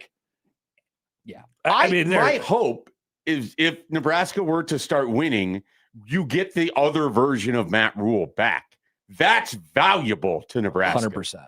This version muted Matt Rhule, and if you don't win, that sucks. Yeah. That's not valuable for anyone. That makes you an also-ran, boring-ass program that nobody cares about. Yeah. So and what he's said in the past about this too is like, and I completely agree with this. Like, you cannot tell me that dude does not work really, really hard. That's what drives me insane. And doesn't care about the program like a lot. This is the coach. People will try to twist it and be like, oh, he's doing his podcast and it's all about him and blah, blah, blah. Like, no, man, he is actually doing this because he believes it will be helpful to the Nebraska brand. Right. Like, that's why he's that. You have to take him at face value on that. And I certainly do. It drives me nuts that the coach that I have covered, and I've covered Pelini, I've covered Riley, I've covered Frost, and now I have covered Rhule. Of those four coaches, the person that has cared the most about the University of Nebraska, about the presentation of Nebraska football, about Nebraska football in general, about the fan base, all of that. Matt Rhule cares so much more than the guy who won the national title as a former player, than the defensive coordinator who has every audio tape under the sun admitting that he doesn't care about any of you. That's right. That we didn't play on this show. Like Mike Riley didn't have any misgivings or he was the nicest of all of the coaches. I don't think his level of involvement and care matches what Rhule is at. And you have people who try to utilize it against him that, he must not care about the football aspect of it. No, he cares more than any other coach I've covered. I fully believe that. And I don't even think it's close. Like, I don't know that there's a close second there for me. They definitely where he's at. And I think there's probably there's some downsides to this as well. Like that it's probably debatable in that way, but I think he works harder than any other coach who like, maybe that's where people listen to the podcast. They're like, all right, maybe just kind of tone it back a little bit. People think the podcast is going to be recorded at 10 a.m. on a Wednesday. No, he's obviously doing the podcast instead of coaching at practice. So practice starts. Hey guys, this is my office window. You can see out there it's a practice field. Keep it up out there. All right, now back with Anthony Gargano or whatever. Yeah. Is that who it is? Yeah, cuz. Okay, all right. I watched like I one. don't actually know who that is. I watched one episode, I think. Yeah. Or some of one episode. And again, I don't need the podcast either. That's not what I'm trying to say. I don't like this idea that fans dictate what the life is for a coach, or that you should care about what he's doing on a Sunday at 7:00 at night in May. Like it's not there's like this over familiarity with it, or whatever you want to call it, that I don't think it's good for anybody. I think you said the right word earlier. The ownership part it's something that has been around for a long time. You want the coach, people want the coach to fit into a very specific box, and then that box always changes walls all the time. And it's very obviously dependent on how much you're winning and how much you're losing and all these different things. But like, we don't have to make it like that. As always, the simplest thing here is if Nebraska just wins more football games, we have to do less of these dumb conversations. It would be nice. And whether he does or not, I think you're right. I'm not like completely convinced of that. The dumb conversations are dumber and different, I guess, is how it should be. That's it. Yes. They will still exist. They will exist in a very different way. Yeah. It's just that I feel very strongly that if it doesn't work for Matt Rhule at Nebraska, it's not because he didn't put almost everything he had into this thing working. Yeah. I have no doubt that there wouldn't be a time that stepped all over what I'm about to say here. Let me rephrase. I believe strongly that Matt Rhule works as hard as he can for the Nebraska 100% job all the time. That's what matters. And that may not be enough. Like, that's the thing. There's that too. Like, this is not to say that he's perfect and there's nothing for him to improve upon. I certainly don't think that at all. It's just that I don't think effort is anywhere near one of my concerns for Nebraska. Jordan writes in on the text line. He says, I just think it looks bad when you're doing a podcast when your job is coaching a football team. I don't think there's really any long explanation for it. It just simply looks bad. There's Fortune 500 CEOs that do podcasts. There's, it's like a podcast isn't a job. Hey. hey, man. Okay. All right. I mean, I know that sounds kind of rich coming from me saying that, and I'm fully aware of what I just said out loud, but it's not a job. Yeah. Everybody has an hour a day where they just, they don't do anything or whatever it is. Like I don't. Yeah. I have that hour every day, and I don't know that I'm doing anything at that point either. Exactly. Yeah. A podcast is not a job. You'll put that one in the Hall of Fame. I got to say, radio. I wasn't prepared to be this fired up on a Friday at 8 a.m. when I thought we were coasting into our weekend. Fired up for football. These are the things. I don't know. This just it gets into the blood, and I get mad about it. Oh, I get you, but it's weird. It's definitely weird. Amazing Daniel writes in on YouTube. He says people decide they don't like a coach if he doesn't win enough, and then they reverse engineer reasons that they don't like him. That much is true. The thing that's always been the hang up for me with Rhule is sort of like we've seen different versions of him. Like going back to the schedule conversation we were having before, like I wish there was a little bit more like, I know what he's going to say and do and try on the football field, and what team they're trying. Like, I wish I had a better knowledge of exactly what that is at this point. Like, I wish there was a little bit more consistency with just him in general. But I don't really care about them. But because there's been this up and down, like, oh, doing the pod, if we're talking about the stupid podcast, we're doing the podcast, we're not doing the podcast, we're doing the podcast, we're not doing the podcast. And I'm talking very publicly, and I don't know if you guys have noticed, but I'm not talking very much this year and stuff like that. Like, it's just kind of it's riding the wave a little bit. A lot of it is trying to find the lane that is best for you as you coach this football team. And I think he's having a tough time trying to find that lane, because when he came here, everybody wanted him to talk all the time. Yep. And then what didn't happen was the wins. And so then eventually, why are you talking so much? Right. But also, hey, we need this information because we want this information. Yeah. So please talk. Please talk, but don't talk. but don't talk too much. And don't talk about that. And definitely not on a podcast. No podcast talking. Jason writes in on Twitter. He says, didn't the coaches have to do a weekly TV show? How's a podcast different? They, I mean, he still goes on the radio. Yeah, he's on Sports. His point is well taken. Like, again, these guys do other things besides just completely and utterly live in the football facilities. Yep. And that's true of every coaching staff. I like it when they have lives. I think that's fun. One more thing before, by the way, we're going to do our first round of predictions coming up here in just a couple minutes. Do we talk about what to look forward to in the high school football?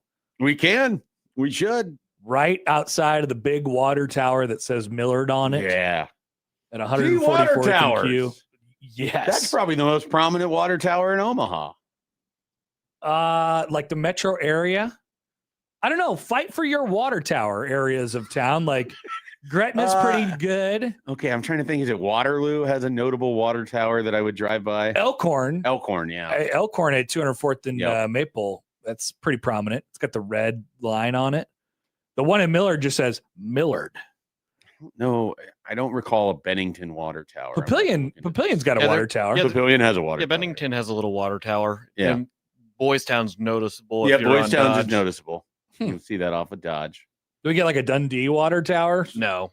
Sad.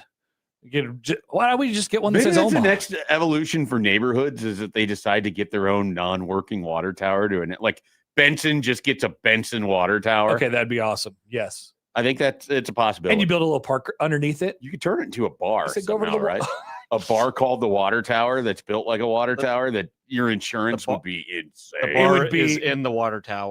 But it wouldn't be a bar. It would be a speakeasy. Oh, man. So it would be a secret bar. You take the elevator to go up, and then the drinks would be so strong. Right down a slide to go down. People would love that. They would. That would be fun. Inside any water tower. But in the shadow of the Millard Water Tower tonight, we have many future Division I football players, including the Nebraska debut of one Trey Taylor. Whoa. Tonight. It's going to be a spectacle. It will be a spectacle.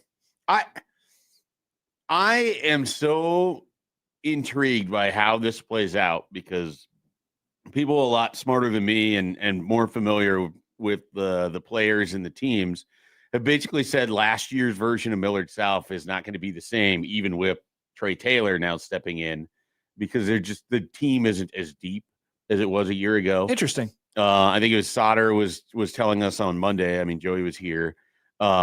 Millard South has 24 players that are playing football collegiately that were seniors last year. And I think half of those are at the FBS, FCS level, and the other half are like D2 and NAIA. And they just don't have that deep of a team coming back. Well, until they do. I mean, Right. It happens like this every year where we don't. What was the stat that Max gave us yesterday, which is like 70 players, 77 Right. of the top 100 players weren't on the list at the end of the season and on the beginning of the season. So these programs will churn and stuff. Absolutely. Yeah. This is also just to say, like, West Side is probably better than they were a year ago, so they're going to be more competitive in that environment. Millard North is certainly better. Now, can they keep up with Millard South? We'll find out tonight. They'll have their first opportunity to do so. We also will all find out gradually as the season begins last night and tonight where high school kids have transferred to. Yeah.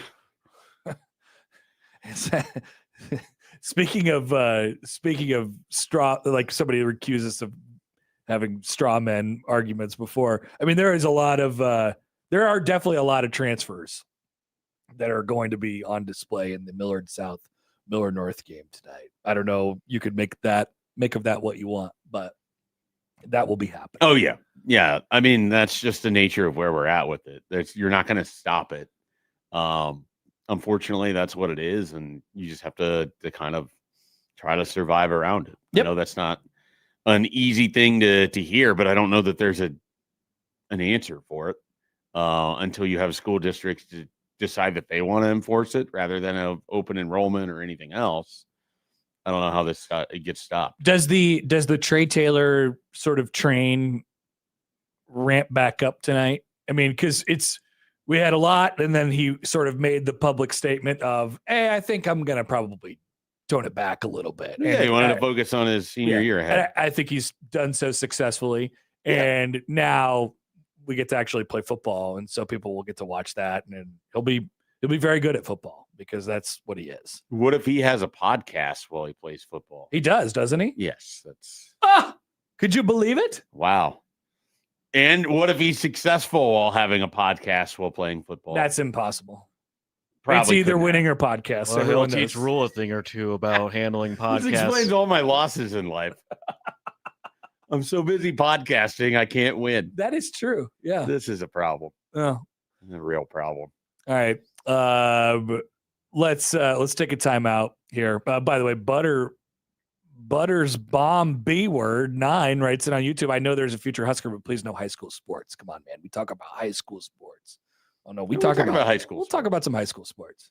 There will be some high school sports to talk about. Sometimes high school games are outstanding. Yeah, And you remember them for a long time. Like Connor called one of the best basketball games that was played in the state, one of the only basketball games that was played in the country. in the whole country. Yeah. It And was a I great didn't time. get out and watch it on TV. I listened to the finish in my car. to And I hear didn't- Connor call it. And I didn't even say this. Fred King, who gives a big smile back to the bench. I don't know who would have been given the biggest smile on that game. Chucky? Yeah, probably. Chucky would have been flashing a big smile at the end of that. Just Cy Dotzler. Maybe. Talked with Coach Cannon about that game earlier this summer. That's right. Yeah. Oh man, just like I mean, listening they're- to him go through it, and then obviously they blew that lead. They've done, didn't Putney on public media didn't they do like a Oh, look back, sort on of it? like a reunion or There should something? be. I should do a. There should be another version I of should- that. I should make a project where I just do an oral history of that game. Yeah. I can talk to you. You can could talk to, the coaches. to. Jason Green. I can talk to Jason Green. He was I there. will not be wearing a Jason Green jersey or sitting in What? section 220 while I do it. No. Jason Green. You could.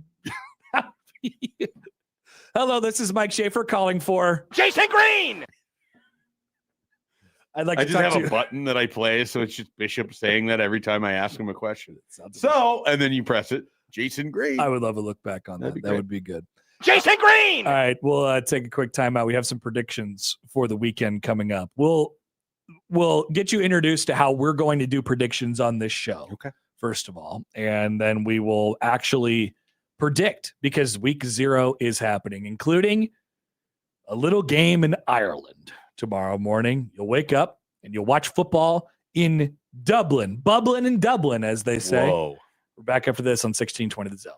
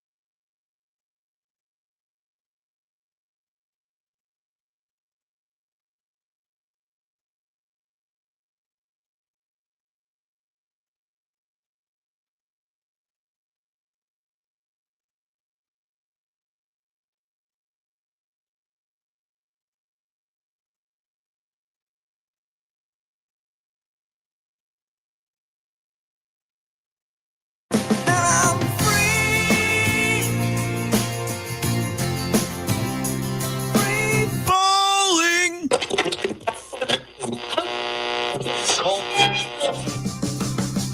Free balling, now I'm free balling, now I'm free balling, now I'm free balling, now I'm.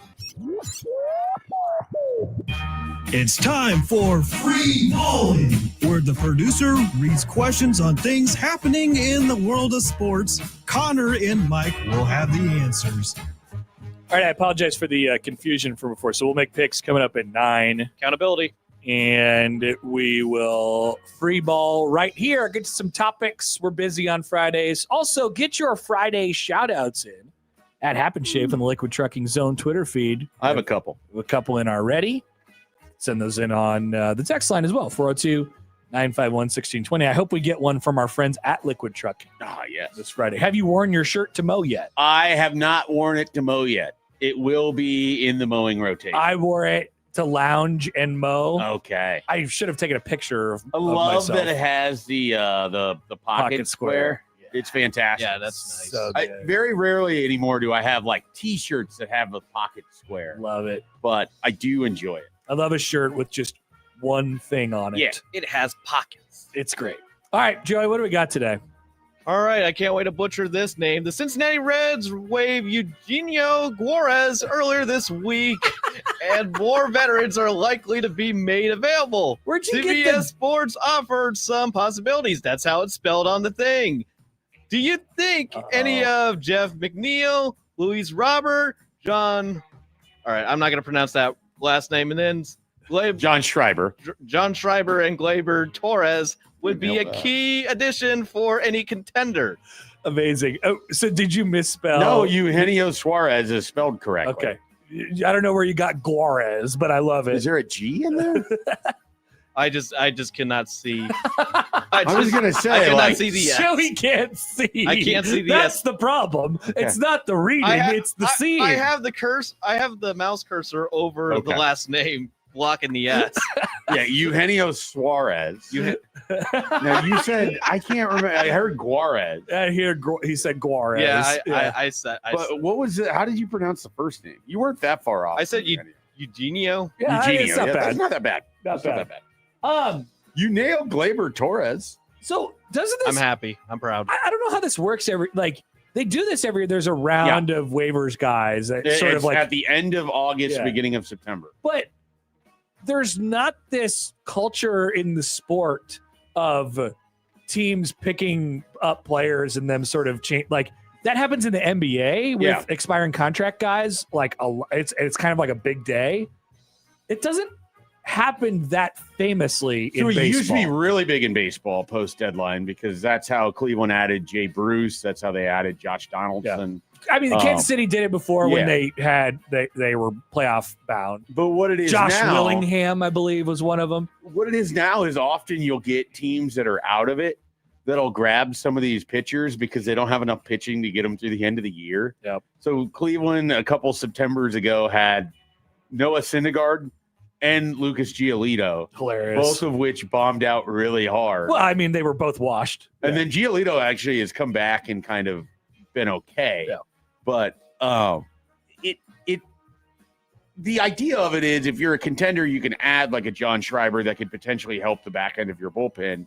Now, you as someone who's watched a lot of John Schreiber, I don't know if that sentence makes a ton of sense. It's crazy to me that the Royals didn't trade him. Yeah. Right. So it would be hard for me to believe that they would. A lot of this is just trying to clear the salary. Like you're just not like trying it's not much. to pay. You're paying 1 month, more or less. It's a couple of $1 million for a halfway decent reliever. Like, but that's kind of what's happening now. Like Jeff McNeil can help somebody in the playoffs Probably. by being a bench bat, and he can play a bunch of It's a different flyer, but yes, that's what you're looking for. Like veteran guys who can Right. provide some. I mean, as weird as the Royals did in 2014, Josh Willingham had a bloop hit in extra innings in the wild card game, and that entire thing made it worth it. Oh yeah, He had like 10 at bats the entire time. They also had Jamie Carroll one of those years too. Like Jamie Carroll was a Royal for 3 weeks. Jamie Carroll is a lesser version of what McNeil would. Jamie Carroll is probably available to somebody right now to have a How old postseason. do we at think bat. Jamie Carroll is? I think he's in his 40s. He's retired. Yeah, he's But definitely retired. I would say 44. We are way off. Really? Yeah. How old is he? 52. Whoa, so he was killing. Jamie Carroll was like in his late 30s when he would have been on that Royals team that you discussed. The last year of his career was 2013 with the Royals. 2013. Okay. That was the last season of his career. Yeah, because they were pushing kind of at the end a little bit. He had two nice years with Cleveland where he was like 34, 35. They were terrible teams. Terrible. And people really wanted him to like extend him because he had these nice years. He's like 36 years old. Yeah. They did not. Yeah, it's hard for me to imagine it being consequential, really, but I don't know. We'll see How what many happens. career home runs do you think Jamie Carroll had? How many years in? He played Major League 12 Baseball? years.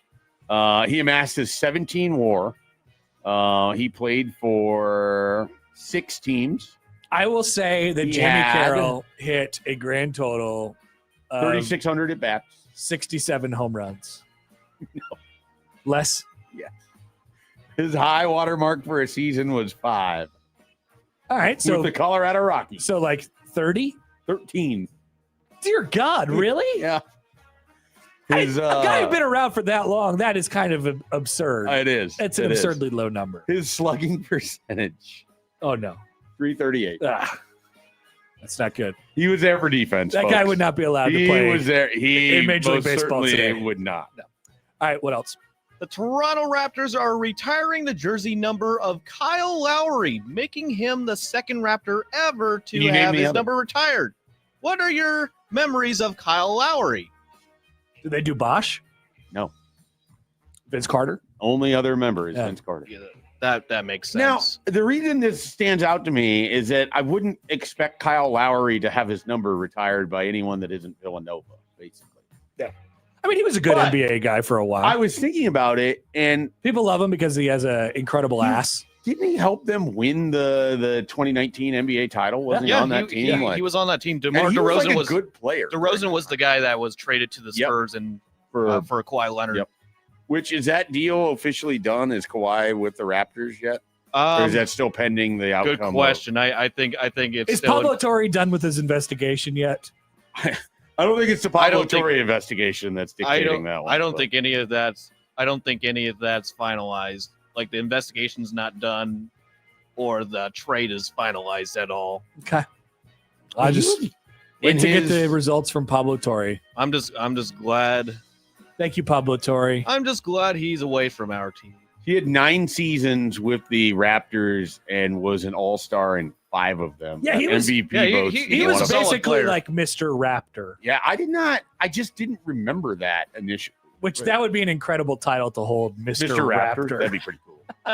If you're like, all right, I want to be the guy for one professional sports, Mr. Raptor. Mr. Raptor would be pretty cool.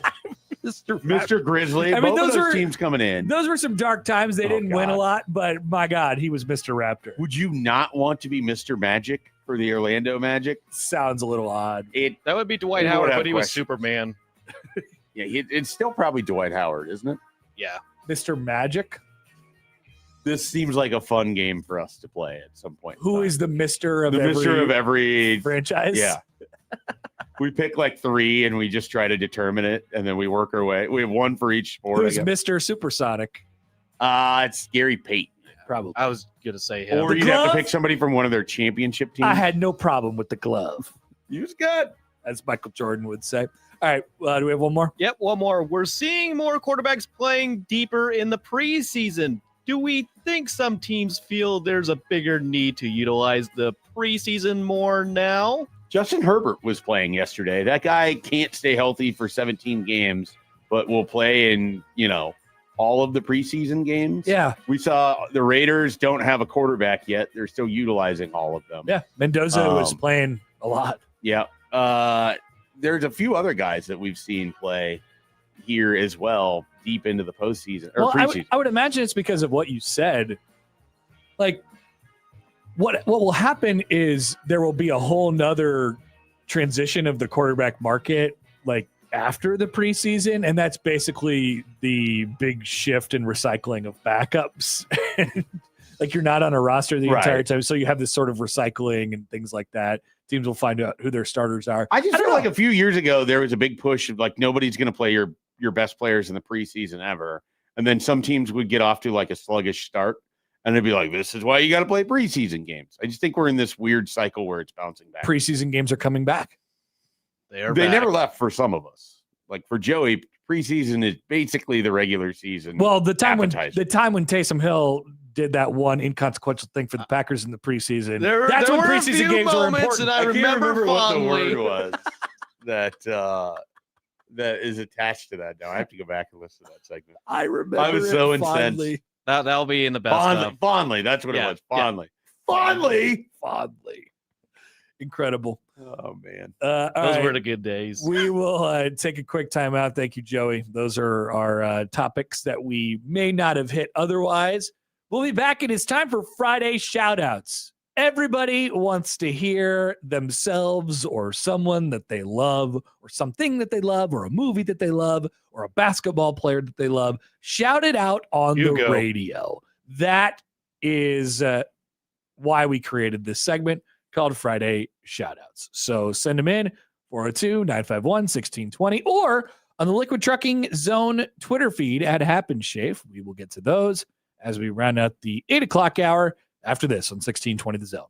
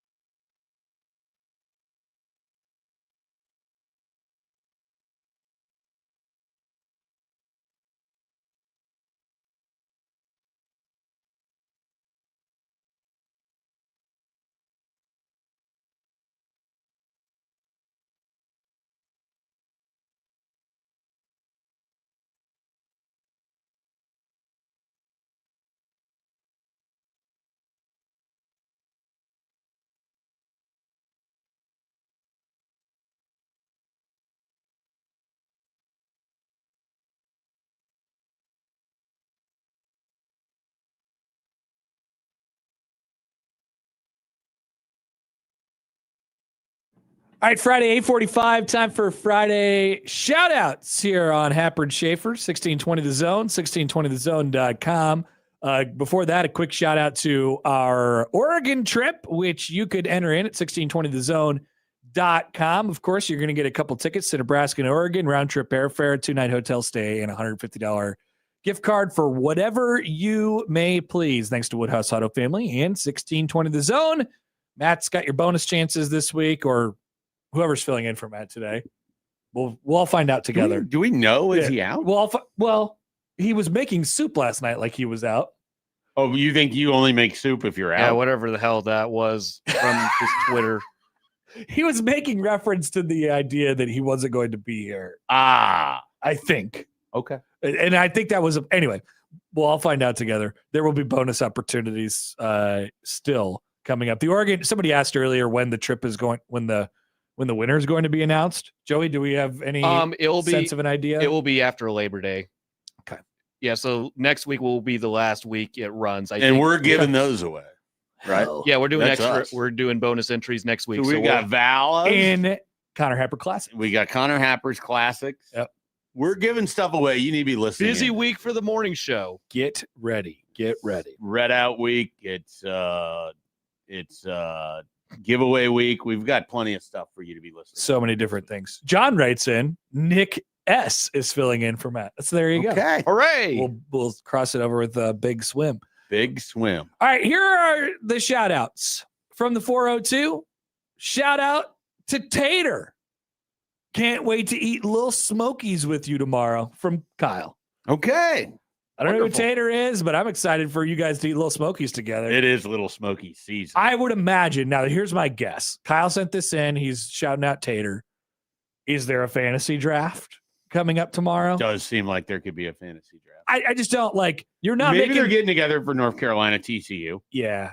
Or NC State, Virginia, or the nightcap UNLV in Memphis. Are you making Little Smokies if For there's UNLV in Memphis. not a fantasy draft? I would involved love with- one of those graphics to pop up that shows you that the usage and the buying of Little Smokies like starts at the end of August, peaks right around there's your holiday graphic. season, and then it starts to like after the Super Bowl, it's just like a huge drop off. Here's your It's, graphic. It's basically 1929 stock market is what Little Smokies consumption 100%. is like after the Super Bowl. It goes. No one had a Little nuts. Smoky during March Madness. No. They have never eaten a Little Smoky in March. Maybe, but like in between April and August, no, there's no Not a Little Smoky, chance. not a Little Smoky at all being consumed. Now, Little Smokies is skyrocketing. So your graphic is this, Joey. You have a local weatherman, whichever of your choice, Ramby, Rusty, whatever, and he's I think I looking know at where it. this is He's going. looking at his map, and it says, "We have a Little Smoky warning. No, I want. There I is an would- impending Little or Smoky." Steve Kornacki. Steve You Kornacki. can do Kornacki too, I The suppose. sleeves rolled up. Yeah. It's Sweat getting pouring serious down out his there. forehead. Please take cover. There is Little Smokies. Oh man. They are coming. All right, so good shout out Yeah, there we from are Kyle. definitely Little Smoky season. Here is Eric in Milwaukee. Shout out to my boss for giving me her club level tickets, including a parking pass for Cubs Brewers on September 8th, free of charge, when she realized she'd be on vacation instead of selling them. That is a great gift. That's great. Yeah. Parking pass, Cubs Brewers. Probably won't be for the division, but should be entertaining. Nowadays, getting Crow Armstrong might be real mad about something. he will definitely be. He'll be yelling profusely at something. No doubt. He was right though. That was such an obvious balk. There's four of you. That would be me. That would be me. I would be Pete Crow Armstrong if I received tickets without a parking pass. You have to have the parking pass. Oh man, the parking pass is such a clutch thing. It's so important. Speaking of Pete Crow Armstrong, here is Michael Snow on Twitter. Shout out to Connor, the dog hater. He's going to see a lot of Kirk's dog with football starting. I assume that's the hardest part of football season for you. I thought it was a football. I really. Do you think he'll tone it down with the dog this year? Like, do you think Maybe. he has a Troy Dannon in his life to tell him to tone it down? The on nice the thing dog? for me, like I lament Kirk Herbstreit on Thursdays because he's unavoidable. Yeah. But I don't watch game day, so I never have to deal with game day Kirk Herbstreit. It's mostly on social media. And I don't follow him. Because everywhere he goes, his dog will show up and people will be like, oh my God, his dog's here. Yeah, I just don't follow him on social media, so it's easy for me to kind of avoid. He started making these like vlogs, basically like a documentary. Kind of like when you went to Vegas, Nick's vlogs. It was kind of like that. Yeah. And it'd be like, here, Peter, get on the private jet. Peter the dog lives a much better life than a lot of us. I'm now imagining Nick playing froth with Peter the dog. In a vlog. He would love to be great. Here is Whopper. Of course, a couple from him. First, just a GIF from Norbit, which is fantastic. Fair. Second, also shout out to Charleston's Lunch on a Tuesday afternoon. Didn't get to say hi, but appreciated his insight. Hey, that was me. Is this your super secret club? It's not a super secret club. Okay. It's a group of people that meet every year, and I go and talk about Nebraska football. And apparently you left a indelible mark on Whopper. Yeah, I didn't know Whopper was there. I met Whopper at Lefty's one time. Whoa. It was great. Okay. Good times. He didn't come up and introduce himself as Whopper. He did to me, and I enjoyed it. That would be cool. It was a lot of fun. Friday shout out from Liquid Trucking. Congrats to last week's training graduates. We'll see you on the roads. Art, Curtis, and Scott. We love Liquid Trucking, folks. We do love Liquid Trucking. Michael Severe. Shout out to two-time Jet Award winner Caden Wheatjig. Yeah. Look at that guy. Pronounced correctly on the radio. With a touchdown. Reavers as well. Shout out to the Reavers. I mean, he not only he's a Hawkeye, he's a Jet Award winner, but he's also an Iowa Western Reaver. And now he's a Steeler. Exciting. Here's Sam. Shout out to Carson Wentz on winning the Vikings QB2 battle. Shout out. That's good. Shout out Carson Wentz. That's good. Oh, John my God. Bishop is here. John, I left you a surprise at your desk, by the way. Ooh. Friday shout out to the Aer Lingus Classic and Avery Johnson's dad for laying his kid out there 1 year ago. Do you remember this? When Avery Johnson's dad was beating people up in a puddle? That thing was a mess. That represented Kansas State's entire season. That was a great time. Wow, I just realized that I had my emails closed all morning. But I did get a Friday shout out from Al in Minneapolis. Gentlemen, shout out to my best friend, Dan. It was Dan's 28th birthday earlier this week, and he is the man. Dan fell in love with Anthony Calandria during his freshman year at Virginia.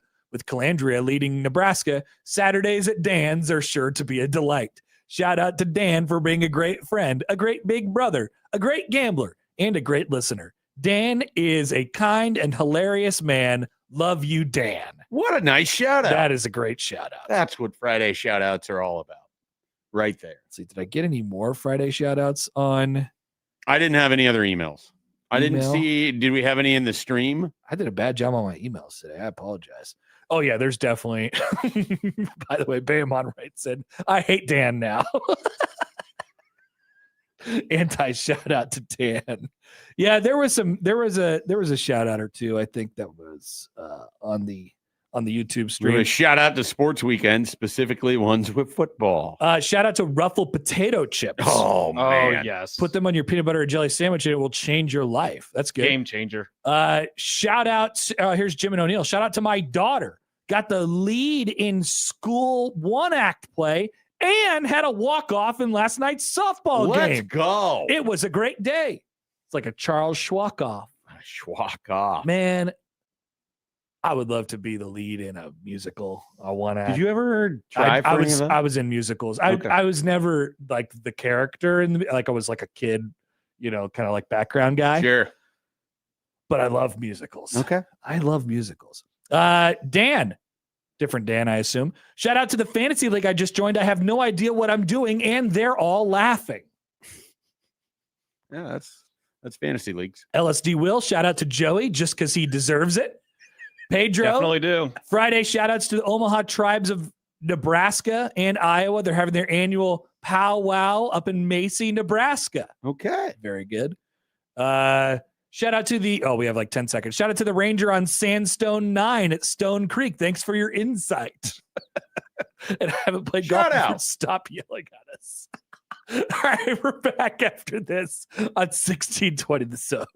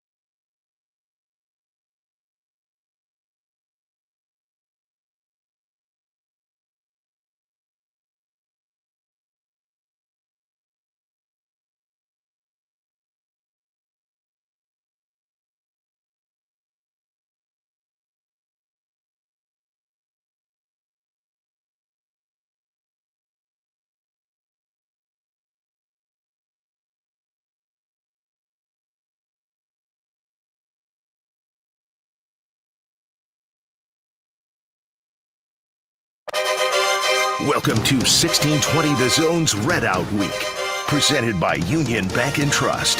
At UBT, people don't have your money has people. Union Bank and Trust, member FDIC.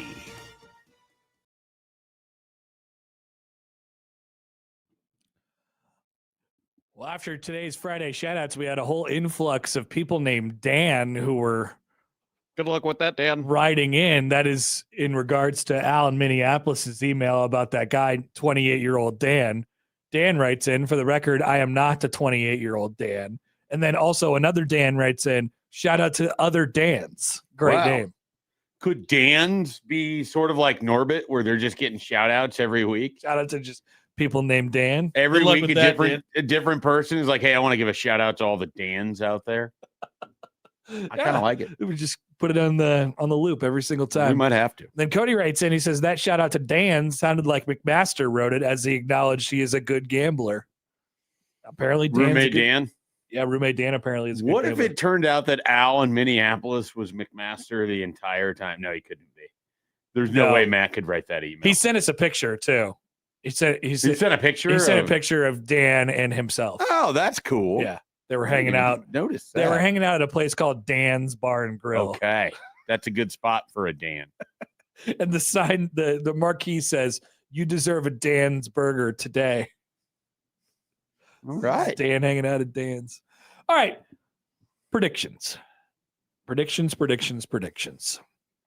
how we do this, I think. Now, I'm open to any sort of spin on predictions that you have or that anybody else wants to have. There's been conversation about, do we pick NFL games? Here's what you have to know about me. We're doing this for the first time. This is our first football season altogether. I am not a picks guy. Like, I don't really like making so that we keep it pretty minimum. Okay. Like, I also Can we explore that? yes, we can. So I'll tell you why. I don't think like an hour nothing against anybody else who does this. I don't think like an hour straight of making picks is good radio. Okay. Especially if I'm not going into detail on describing why I'm picking the thing. It's just like, yeah, I'll pick the thing. I don't think that's very fun for the listener. All right. But maybe some people do. I don't. I think it always sort of depends on what your relationship is with the people that are making the picks. Are you interested in them talking about stuff? That's true. Then generally I'm going to go with Do people want to hear me make a pick on a game that I don't know. I don't. Maybe they do. I do personally, but I could understand that maybe some people, just like not everybody wants to hear about high school football, not everything is always for you. Okay. You know, you may not like California pizza. You might not like soup. Not for me. Ice cream. I need to okay, I got to look at this picture of Matt making soup. What do we know what soup it was? Yeah, he was making a giant pot of tomato sauce. I don't know what kind of soup he ended up with, but he had a pot and he was making food. So he has a day off and he was focused on making soup. He said something hit him when he got home yesterday that he was going to start, like he basically just instinctively and involuntarily started making a bowl of tomatoes for some, I don't know why. Okay. Just the Italian in him, I suppose. I'm not really sure. Yeah, you never know with him. Yep. You never know. So that's the story. Dan writes in, I want to hear you make a pick on a game. So maybe we should just do only picks on Friday. Oh, okay. An entire show of picks. No analysis, picks. We also have to make room for like some like I like to do fun stuff on Fridays too. Like Josh had his on the midday show. Josh had his hype speech, which was very much look forward to, which I imagine will continue. We had just random things that we do. I'd like to do. We did our history lessons where we look back at like the 1920s game between whatever team Nebraska's playing that week. It'll be difficult in the first 3 weeks of the season because they haven't played any of those three teams more than once. Sure. So we'll figure it out. We'll suss it out. It is our first football season together. So we'll stay status quo, just like the Big East is doing as far as it is concerned with professional athletes playing back in the Big East. We will stay status quo and make picks on 6 college football games this week. We begin in Dublin. Okay. Tomorrow morning at 11 a.m. That's right. There is a consequential college football game involving power conference teams tomorrow morning at 11 a.m. on ESPN. It is the Aer Lingus Classic. Remember the Aer Lingus Classic 4 years and 1 day ago featured an onside kick of great consequence. Oh boy. And we can only hope that this game will have that much consequence. The games have been relatively good. over there in They terms have of been. drama. And they have resulted in the losing team having a complete disaster season. Which I kind of love. It's if you agree to go play in Ireland, the penalty if you lose is that things will go poorly for you in North America. Well, TCU is an 8.5-point favorite against Bill Belichick's North Carolina Tar Heels tomorrow morning at 11. We will pick these games against the spread. Who wants to start? I can start. I'll take North Carolina to cover the 8.5. Whoa! Wow. Yeah. I will take North Carolina to cover the 8.5. I think they're going to be. People like TCU this year. No, they do like TCU. I think North Carolina is going to be a little I think there's an expectation that they're going to come out there and it's just going to be a clown show. I think they'll be better than that. I don't think that they're good enough to beat TCU. Like this is a cover the 8.5, but still lose by let's say 6. They lose 30-24 kind of thing. I kind of agree with you. I just I'm going to go. I realize that there's like this, people like TCU. Somebody wrote it on the text line. Lane wrote in the public money is all over TCU in this case. And it's like this first game of the season. Sure. Maybe there's a little zagging on Belichick. I could see this being a close game. I am still going to take TCU to cover their 8.5 in this Ireland game, sending North Carolina into a death spiral for the entire season, which I'm excited to watch. So I will take TCU. I think this is going to be a blowout. I think this is bound to be a disastrous That's season more for common, North Carolina. I think you've heard from people. I think just after what happened last year, North Carolina opened the season hosting TCU, and TCU just went into Chapel Hill and completely. Everyone forgets North Carolina started with a great drive to go up 7-0. They did. People are like, "Whoa, North Carolina's here."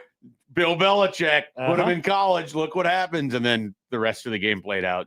That was the high point of the season. Complete disaster. Yeah, they've had some. I mean, they haven't notably gotten all that much better, from a talent perspective, and then they had some stuff happen to them this offseason. Definitely had some stuff. So I'm gonna zag on them. So that's game number 1. Game number 2, 2:00 on NBC. A Big Ten team has entered the chat. Whoa. San Jose State, not yet in the Big Ten. Just give it a couple of years before everyone's in the Big Ten. They visit number 14 USC, who is a 38.5-point favorite tomorrow at 2:00 on NBC. Joey, would you like to go first? Yes, mine as well. I think USC is going to completely. USC by 40? Yeah, I think they're going to win by 7 touchdowns in this game. 7 touchdowns. That's a lot of touchdowns. I love that. It's going to be a disastrous game. It will probably be a 63-10 kind of a deal. Well, that's 53. That's good. I think Lincoln Riley has a pretty long track record of his teams put up a ton of points in these type of games, and I suspect they do so again. I think Jaden Mayava will start his campaign for Heisman tomorrow, and he will have a ton of touchdowns. USC. Make it 3 on USC. San Jose State going to get bowled over in that one, but it'll be fun to watch USC. People, there's some buzz on them to end up in the playoff potentially. Game number 3. This is maybe the most intriguing power conference game of the week. Potentially could be the closest. North Carolina State visits Charlottesville, Virginia, who is a 4-point favorite. I'm getting all these odds, by the way, from your DraftKings. 4-point favorite, 2:30 on ESPN tomorrow. I will go first, and we had this conversation about Virginia a couple weeks ago, and it was like, oh, they could be. Yeah, they got Bo Prabula. They were a good team last year. I'm going to just kind of start the turn on them a little bit, just because it felt like last year was so. I don't know, lucky, unexpected. Sure. I like a lot of the things they have going there. I'm just going to take NC State to cover this. Yeah, I'm going to take NC State to win outright. Attaboy. Dave Doran won't have a bad year. Oh yeah, you're a Dave Doran guy. Not really, but I don't want him as like the Nebraska head coach by any means, but he's like that sort of guy who exists in college football where he kind of just middles out a bunch of 7 to 9 win seasons without ever threatening to be great. Yep. Kind of think they're headed for that again. Yep. So PJ Fleck without a bunch of the rah-rah, I guess. Oh, nice. That's good. Sort of that's where he's at. ACC PJ Fleck is a little tougher than Big Ten PJ Fleck. Timu PJ Fleck? Yeah, I mean, it's easy to be PJ He's Fleck in been the there. ACC. That guy's been there for like 12 years. He's one of the top 5 or 10 longest tenured coaches of college football. Yeah, it seems like it. I think he is. So he's been there since 2013. So yeah, he's been there a long time. Joey? And they have a bunch of 8, 7, 9 seasons. That's what they do. It's going to be a close game down at Charlottesville, but I think Virginia's going to win by a touchdown in this game. So 1 on Virginia, 2 on NC State. Then we go to the Fargo Dome, the first FBS game in Bison history. North Dakota State is a 7-point favorite hosting Jacksonville State at 4:30 on CBS Sports Network. You won't be able to tell it's 4:30 though, because it'll be inside the Fargo Dome. Which Sauter does not like it being called a dome. He says it's a building, not a dome. I remember this. What's He says it doesn't have the characteristics of a dome. It's just inside football, but they don't have he's like, they don't have the actual look of a dome. It doesn't have like a dome shape. That's his contention with it. Now, is that true? I mean, he's been to the Fargo Dome a He's lot more been than I multiple have. times. Yeah. I've never been. I'm taking his word on it. Okay. Well, the Fargo building hosts a The Fargo consequential indoor football facility. I'm going to take the Bison here by more than a Yeah, touchdown. I am too. Yeah. I think they roll. Let's go. I got North Dakota State winning this game, but I think You are wearing their colors. I think Jacksonville State's going to cover. It's going to be a very close game. I think it's going to go down to a last-second field goal. Wow. Okay, Joey, keeping it close. Joey's calling for game of the day tomorrow on CBS Sports Network. I like right. it. Here's a fun one. Hawaii comes to the mainland of Palo Alto to take on the Stanford Cardinal, who's a 4-point favorite tomorrow, 6:00 on, get this, the ACC network. Yeah. Which Stanford is a part of. They are not a charter member of the ACC, but a member nonetheless. They are a member. Yep, they get to be in I there. think I made this prediction in June. I'll stick with it. Hawaii covers. Yes! Hawaii wins. Yes! Hawaii! Yes! Hawaii! All three of us Hawaii. We are a Yeah, Hawaii I wish show. I did not dump the shirt I had when I was in Hawaii. I got a University of Hawaii Rainbow Warriors shirt when I was there. We are at a a flea Hawaii market. show. I kind of want them to start off the year 4-0, and then we start to kind of what we did with Miami of Ohio. Remember Colt Brennan? We get in on Honolulu becomes our city of the day and all of Chang. these things. Yeah. I'm fired up. We see if we can get Timmy Chang on. Oh, They're like, why is a station in Nebraska? Do you know what time it is in the morning, sir, for Hawaii? Actually, it'd be in the evening. yeah, it'd we be would like a call it. night. Yeah. Be like, does Timmy Chang want to do a 7 p.m. evening? No, it wouldn't be 7. How many hour difference? If 4 we had- hours. if we had It's Timmy, only 4 now. It'd be 2 a.m. we couldn't have So Timmy Chang on. it's 5 a.m. already. Timmy Chang ain't coming on. We can get him pre-recorded or something like that. We're all going with Hawaii. And finally, a consequential game in the group of 5. Memphis visits UNLV, who is a 4.5-point favorite. 9:00 p.m. Central Time on Big Fox. Joey, who's doing this game? Tim Brando's doing the game with Kevin Gardner. How Tim do Brando. How you do you do? Awesome. Very exciting. Hello, how do you do? Who do we got here? TVB's back. UNLV is a 4.5-point favorite. Everyone's favorite uncle, Tim Brando. That's right. Well, at least he won't be in Lincoln to call Scott Frost the next Urban Meyer. Yeah. No, I thought he called him the next Nick Or Saban. the next Nick Saban. I apologize. I will go with Memphis here to cover and to win. Me too. Wow. Big game for them to start off the year. Joey? I got UNLV winning. You know who UNLV's Outright. 2 quarterbacks that they're choosing between are? Yes. Jackson Arnold, who's now on his 3rd team. And Orgy. Alex, I thought it was Ojabo or whatever from Michigan. is it yeah, it is Orgy, isn't Yeah. it? And so yeah, I don't know why I thought that was his last name. But yeah, the guy from Michigan. Yeah, he lost to Calandria last year. Yep. That'll be a fun battle. Everyone thought Orgy was going to be the guy to start, and he was to start the year, and then Calandria kind of just took it. So yeah, and that's another Michigan quarterback who is incapable of throwing the football, but They collect them. JJ, Do you remember Shane Morris? the Orgy Do man. you remember that name at all? Shane Morris? Well, I mean, what was the tall guy who had the funny name? McNamara? No. He was John O'Corn. Oh, Corn. That was a good guy. And now, of course, they have Underwood who can't throw. They had the really tall guy from New Mexico that they got when Jim Harbaugh first got there that ended up just becoming a tight end. Zach Gentry, I think was his name. Do you remember that guy? I don't. He was a quarterback from New Mexico. There is quite the hilarious lineage of recent Michigan quarterbacks. Sam writes in, by the way, on Twitter before we get to Jake here. Sam writes in on Twitter on the Liquid Trucking Zone Twitter feed. Quote, I am not a picks guy. Good take, Happer. Pick segments are only one step up from the hosts breaking down their fantasy teams. Oh, well, stick around for no. I don't think we'll ever be doing that. He also follows up. He says, now I think hosts should have a little segment that's for them too, but doesn't need to be an unwieldy mess that just keeps going. I don't think this qualified as an unwieldy mess. I think this worked exactly as you wanted it. One thing I do like doing, and I know would be right up Joey's alley, is having like a TV, here's what to watch on TV sort of angle to it. And so we'll make sure we keep, maybe Joey can update us on who's broadcasting each of these games. Would this be every week? Because we don't want to interfere with what the midday show does with their running the schedule kind of segment.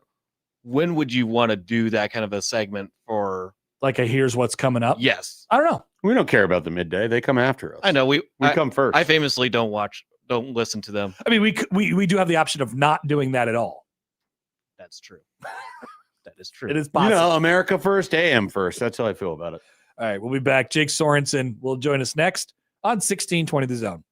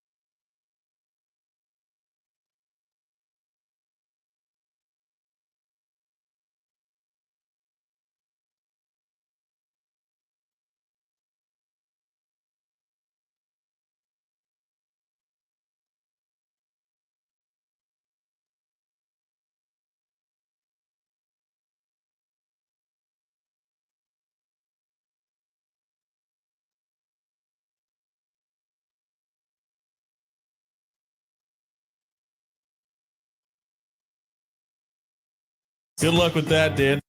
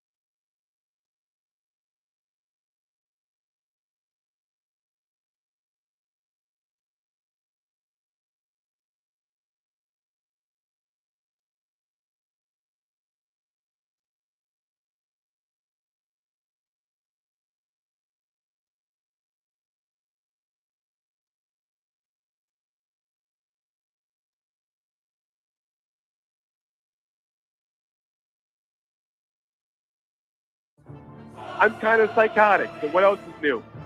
I think you guys both know that my psychology is probably really can't assess how it operates. I don't even know how my brain works at all most days either. I'm a Miami Dolphins fan, guys. We have not won a playoff game in 25 years. I don't believe ever in moral victory because they're a waste of time. My whole life would be a moral victory at that point. They're going to lose. It's the way sports go. It's very hard to go undefeated. I got the Royals going to the World Series this year. I don't care. I will follow this team wherever they go, and I will not complain about where they play at. I don't want them to lose a game, but I kind of want to lose a game for the sake of Jake pressure. Sorensen for losing. Fridays with Jake Sorensen. If I see him, I would not shake his hand. 93.7 The Ticket on Happer and Schaefer. 1620 The Zone. We do morning show, guys. We're always on low sleep. That's the way it is.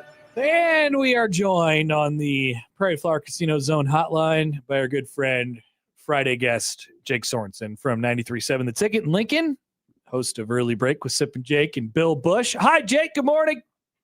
Gentlemen, good morning. That Royals soundboy does not sound as bad right now as it did all summer long. I mean, it still sounds pretty bad, but not as bad, though. Not as bad. We'll take winning whatever it is, 9 out of 10. Big series coming up with Cleveland and Kansas City. I need Cleveland to roll through Kansas City.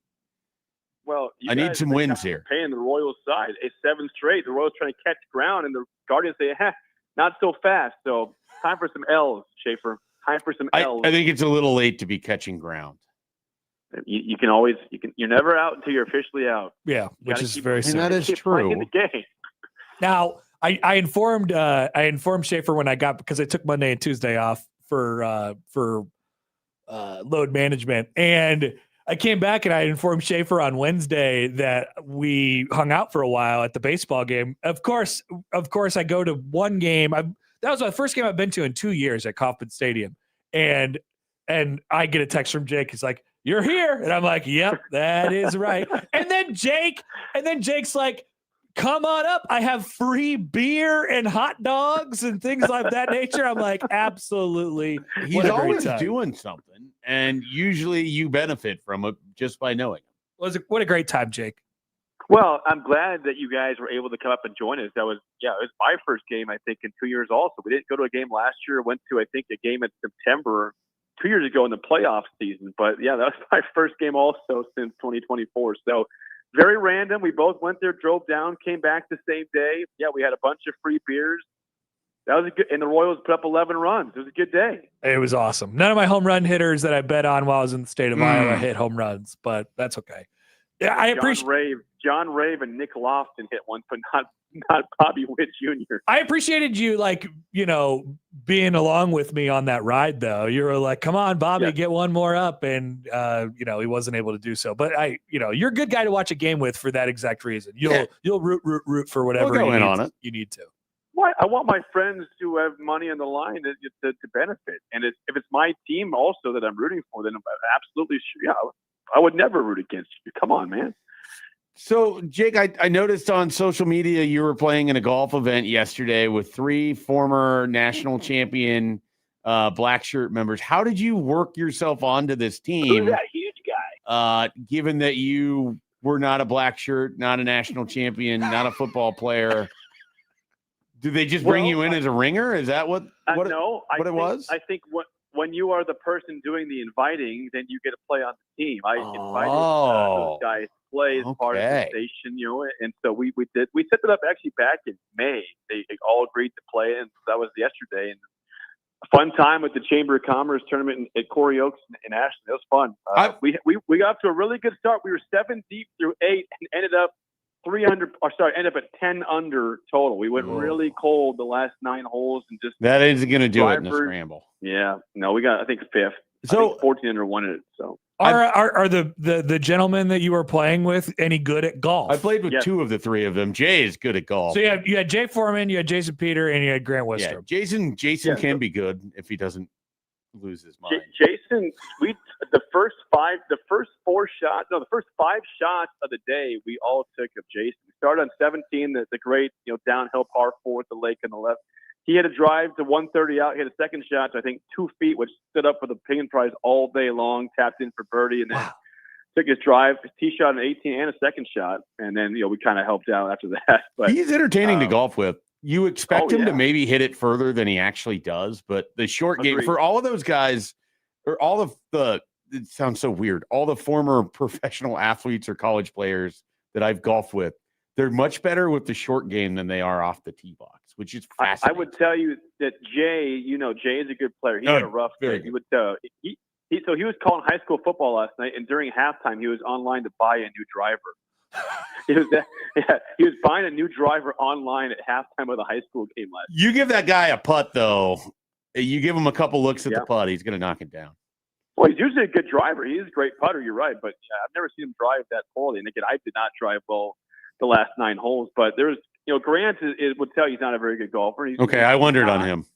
However, there was twice, and we were struggling on the back 9 when I just couldn't get a drive to play. Jay was duck hooking it. Jason had a couple bad ones, where it came down to Grant, who was for some reason going last in the scramble, but it worked out. He actually hit 2 in the fairway in play, so they helped us out. Bad strategy. High score. That's bad strategy. Well, I didn't want to. They wanted to roll with that. I said, "All right, let's fine. We'll roll. Let's roll with Grant going last," and so we did. Well, it worked It was out. fun. Yeah, fun time. Maybe he liked the pressure of it. I wonder if there was was there any sort of hype speeches or, locker room speeches given by anybody amongst that group of, very edgy defensive players? Well, it started off so strongly, but we didn't have to have any sort of conversation. When the back 9, when we had it, when things, putts weren't falling, we weren't putting anything tight, then we had some conversations, but there's, mostly non-golf talk at that point. We kind of had checked out because we were struggling. But no, that's the way it goes. We didn't get to that. Have you ever played with Jake in like a where you're on the same team for a golf event? Have we played a scramble? Jake, I don't think so. Like, we've played golf together. Oh, man. But I don't think so. One of my favorite experiences with Jake Sorensen ever. I have him fill in for a golf league that I'm in, and we're playing it where it's a 2-man scramble. Like, that's what the league format is. And I think we started off like 1 over on the first couple holes. And Jake turns to me and gives me this pep talk and tells me that we're going to go at least 3 under on the next 5 holes. And we do. And we end up winning that night of league or whatever. Wow. There's the nightly competition and the year-long one. And it was just I can remember we're under a tree because we had to take a bad drive out of. Hey. And he just turns to me and he's like, "This is the low point. Everything from here, we're going up. We're finishing 3 under on our last 5. You're going to play well. I'm going to finally start playing well." And then we just took off. It was incredible. Is this true, Jake?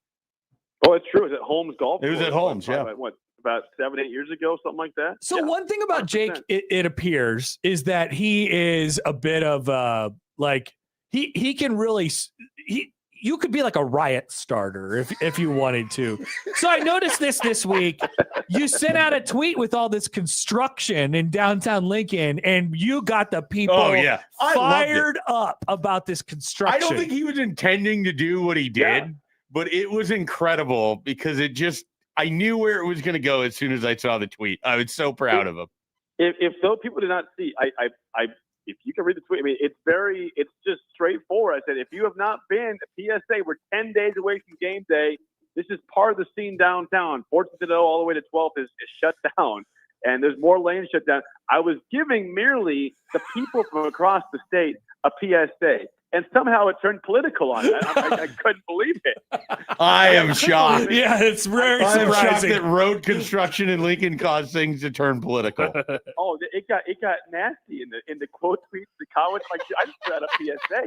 I'm trying to help those coming from Scottsbluff or from Des Moines out there or Casey. Let you know it's not going to be your traditional route to game day. Just helping you out. Be trying to be a reporter over here. I'm the bad guy. I enjoyed there was a couple of hotels that quote tweeted. It was like, hey, if you need a place to stay to avoid some of that, they're jumping in on it. They're watching this and they're like, ooh, there's blood in the water. We got to go here. Yeah, that's just smart. That's smart practice. It is. That's good. That was good. I very much enjoyed all the responses to that. Watching it from afar. Insane. Just if you want to get the people going here in the state, talk about any sort of construction or anything like that. Very good. But we applaud you, of course, for being fair and balanced. That's Thank you. That's important. I try to be at times in life fair and balanced. That's Not all times, but that was definitely fair and balanced. The other thing we wanted to ask you about today is a subject that has sort of taken over our shows this week. So you're a Beatrice guy, but you've been in Lincoln for the majority of your life. And so I don't know if you know about this. Have you ever heard somebody call the guy who drives the ice cream truck through the neighborhood the Ding Ding Man? No, I have not. It's the ice cream truck. Would it surprise I've never you? heard Ding Ding Man. Would it surprise you that there is a whole community, a large community, The largest in the state, just in fact. down the road, who exclusively calls that person the Ding Ding Man? Do you guys call that person the Ding Ding Man? I do. I do not. I would refer to him as the ice cream man. So this is And an Omaha thing then, because Schaefer's Yeah. from Columbus. I'm from Beatrice. I've never heard of the Ding Ding. never had heard of the Ding Ding Man. either. What do you think of it? Do you like it? No, it's the ice cream truck. No, it's terrible. That sounds dumb. The Ding Ding Man. It's an It ice is cream truck. amazing how consistent everyone is in this through line of you've either heard of it and this is what you call it because you've always called it that, or you've never heard of it and it offends you on every level to inside the core of your bones. I don't get it, Jake. What's so bad about it? I mean, I don't want to take a shot at Omaha people calling it the Ding Ding Man. It's just, to me, that doesn't know like that. It's a very strange term. You can take your shots, anyhow. Yeah, there was a bunch of people in your comments of your construction talking about how Omaha has worse construction or stuff like that. So you could go ahead and take your shots if you want I to. am not on the show to disparage the great city of Omaha on the way they call the ice cream truck the wrong name, but I will say it should not be ever uttered as the Ding Ding Man anywhere in my premises. I won't go with it. Okay. This reminds me, how did caddying go for you last week? Oh yeah. Well, as you could assume, I had the white, fake mask. Caddy's bib on, just to make sure I did the whole punishment, like a true punishment.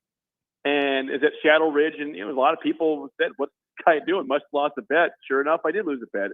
I lost fantasy football. So we walked the whole 18, so I got some exercise. That was cool, I suppose. But it went well. The guy that I played with is about a 17 handicap, and we were trying to shoot the best round of his year, and we missed it by one shot because he missed. He pulled two separate 3-foot putts within the last 4 holes, or else he would have broke his best score of the summer. So I felt pretty good about that. We had the read correctly. He just pulled the putt. So I can't. So you were lining up reads? Were you doing club selection? Oh, yeah, absolutely. I had. Had you ever golfed with this individual before? No. Nor had he ever played the course. Yeah, wow. No, he's. I had this guy is a member there. I have never been on that course. Yeah, but you haven't seen it, and you're the caddy, and you're directing him on what to do. Well, I had my Gin app up. I was able to look and see what the hole did, get some distances. I can see what a hole's doing if there's going to be water up there. I guess. How was the green speed?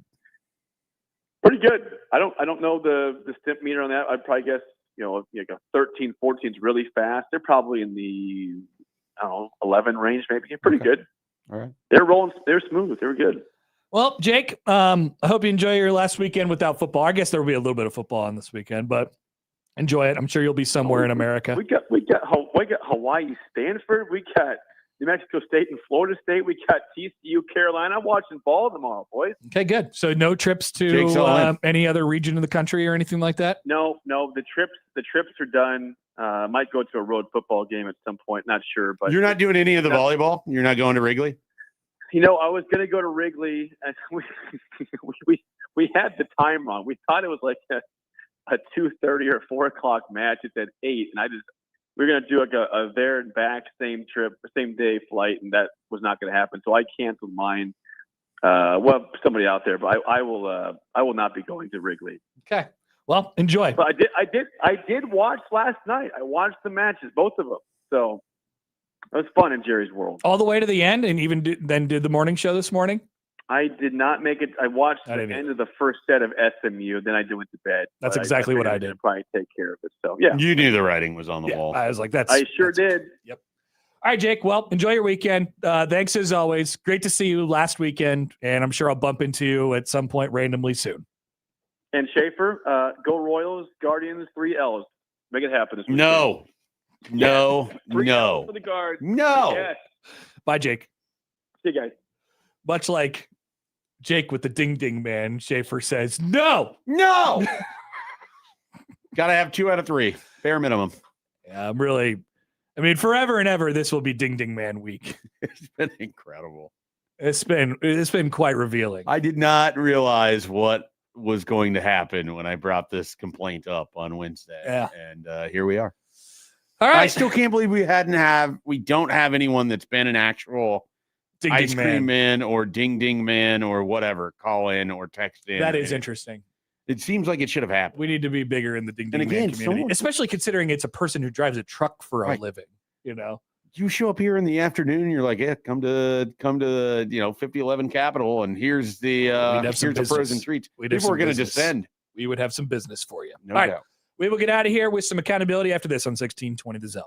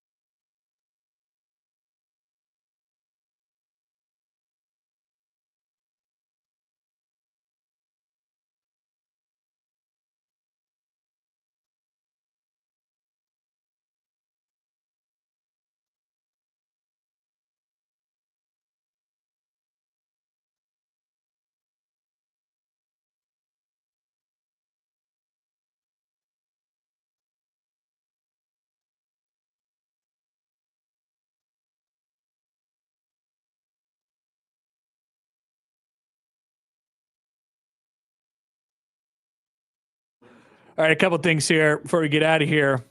First of all, Debo writes in, Joey's graphic simply cannot be stopped. Just wait until you see his little Smokies warning graphic. It's going to be out next week. I'm trying to figure some things out. Next week is Smoky season. It'll be a is. full-on little Smokies warning on Monday. Yeah. For sure. No doubt. During prediction week, which will happen. Hooray. Nobody writes in on YouTube. Everyone referred to the ice cream man as the Schwann's man in Hastings because that's all we eat in the surrounding communities had. Interesting. Yeah, it's a different thing though. I get that too. Like we had the Schwann's truck would come in Columbus. Oh, yeah. That was way more likely. Schwann's is they're They're gone. done. Yeah. Yeah. It was a tradition unlike any other. Was me seeing the Schwann's man, saying Schwann's man, and never, ever, ever ordering anything from the so Schwann's you never man. got to leaf through the magazine and order it. Maybe my parents got something once, but like I don't think we ever got We it. did it like a handful of times. It resulted in me having breakfast pizza bagels as a high schooler, and it was great. That's cool. It was very, very good. Also got a tweet here from Mike or Mike's. Ubering people around our fair city this morning, and look who pulled up at a stoplight next to me. And wouldn't you know it, Mike Schaefer? It's the Ding Ding Man. Wow. I really wanted it to be Fred King. I wanted you to do who gives what I wanted you to do. big smile back to the bench. Is flip your phone around, and it was actually Fred King doing the 50 Cent thing where he smiles and drives off. That's pretty good. Yeah, that would be amazing. We could definitely AI him into that. All right. Before we get out of here, it is time for one final thing. Ladies and gentlemen, it's time for accountability. So, what are we accountable for today? I didn't turn on my microphone to start the show today, so that one. You didn't memorize the Nebraska football schedule when you said everybody should have memorized. That's right. Then That was what made that segment great. I as far as I'm apologize. concerned. I am accountable Everyone for should do this. Well, you do it. I can't do it. Illinois. No. Wrong. pulled a McMaster. I'm sorry. Well, yesterday I did throw away my cardboard, but today I mentioned that I don't listen to the midday show because apparently the headline story that I We don't care chose about That's that. okay. was mentioned We in don't the care ad about that. news. Yeah. But I'll listen to today's midday show, who will be hosted by Big Swim. He's in the house.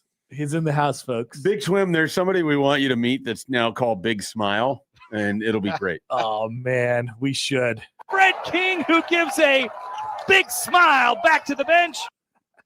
Man, I cannot wait till Big Smile night I happens. have obtained a picture of Fred King with a dentist. This is incredible. You need to talk to your Creighton contacts to see if we can make Big Smile night happen. I mean, honestly, I probably am the right person to talk to. It's I mean, good. to If it the comes other to it people. and I'm a Happer good and Schaefer conduit. needs to sponsor Big Smile night, maybe we have to do it. But Yeah, I don't know how much. I don't know that we can financially do It's that. a community effort. We'll just do it for a small game against Lemoyne. Yeah, there you Lemoyne go. will be Big Smile nights. Or Oral Mark it on Roberts. your calendar. Or something like that. All right. That's our accountability for today. We appreciate you all tuning in. If you miss anything, 1620thezone.com is where you can find it. Have a good great weekend. weekend. And the crossover is coming up next.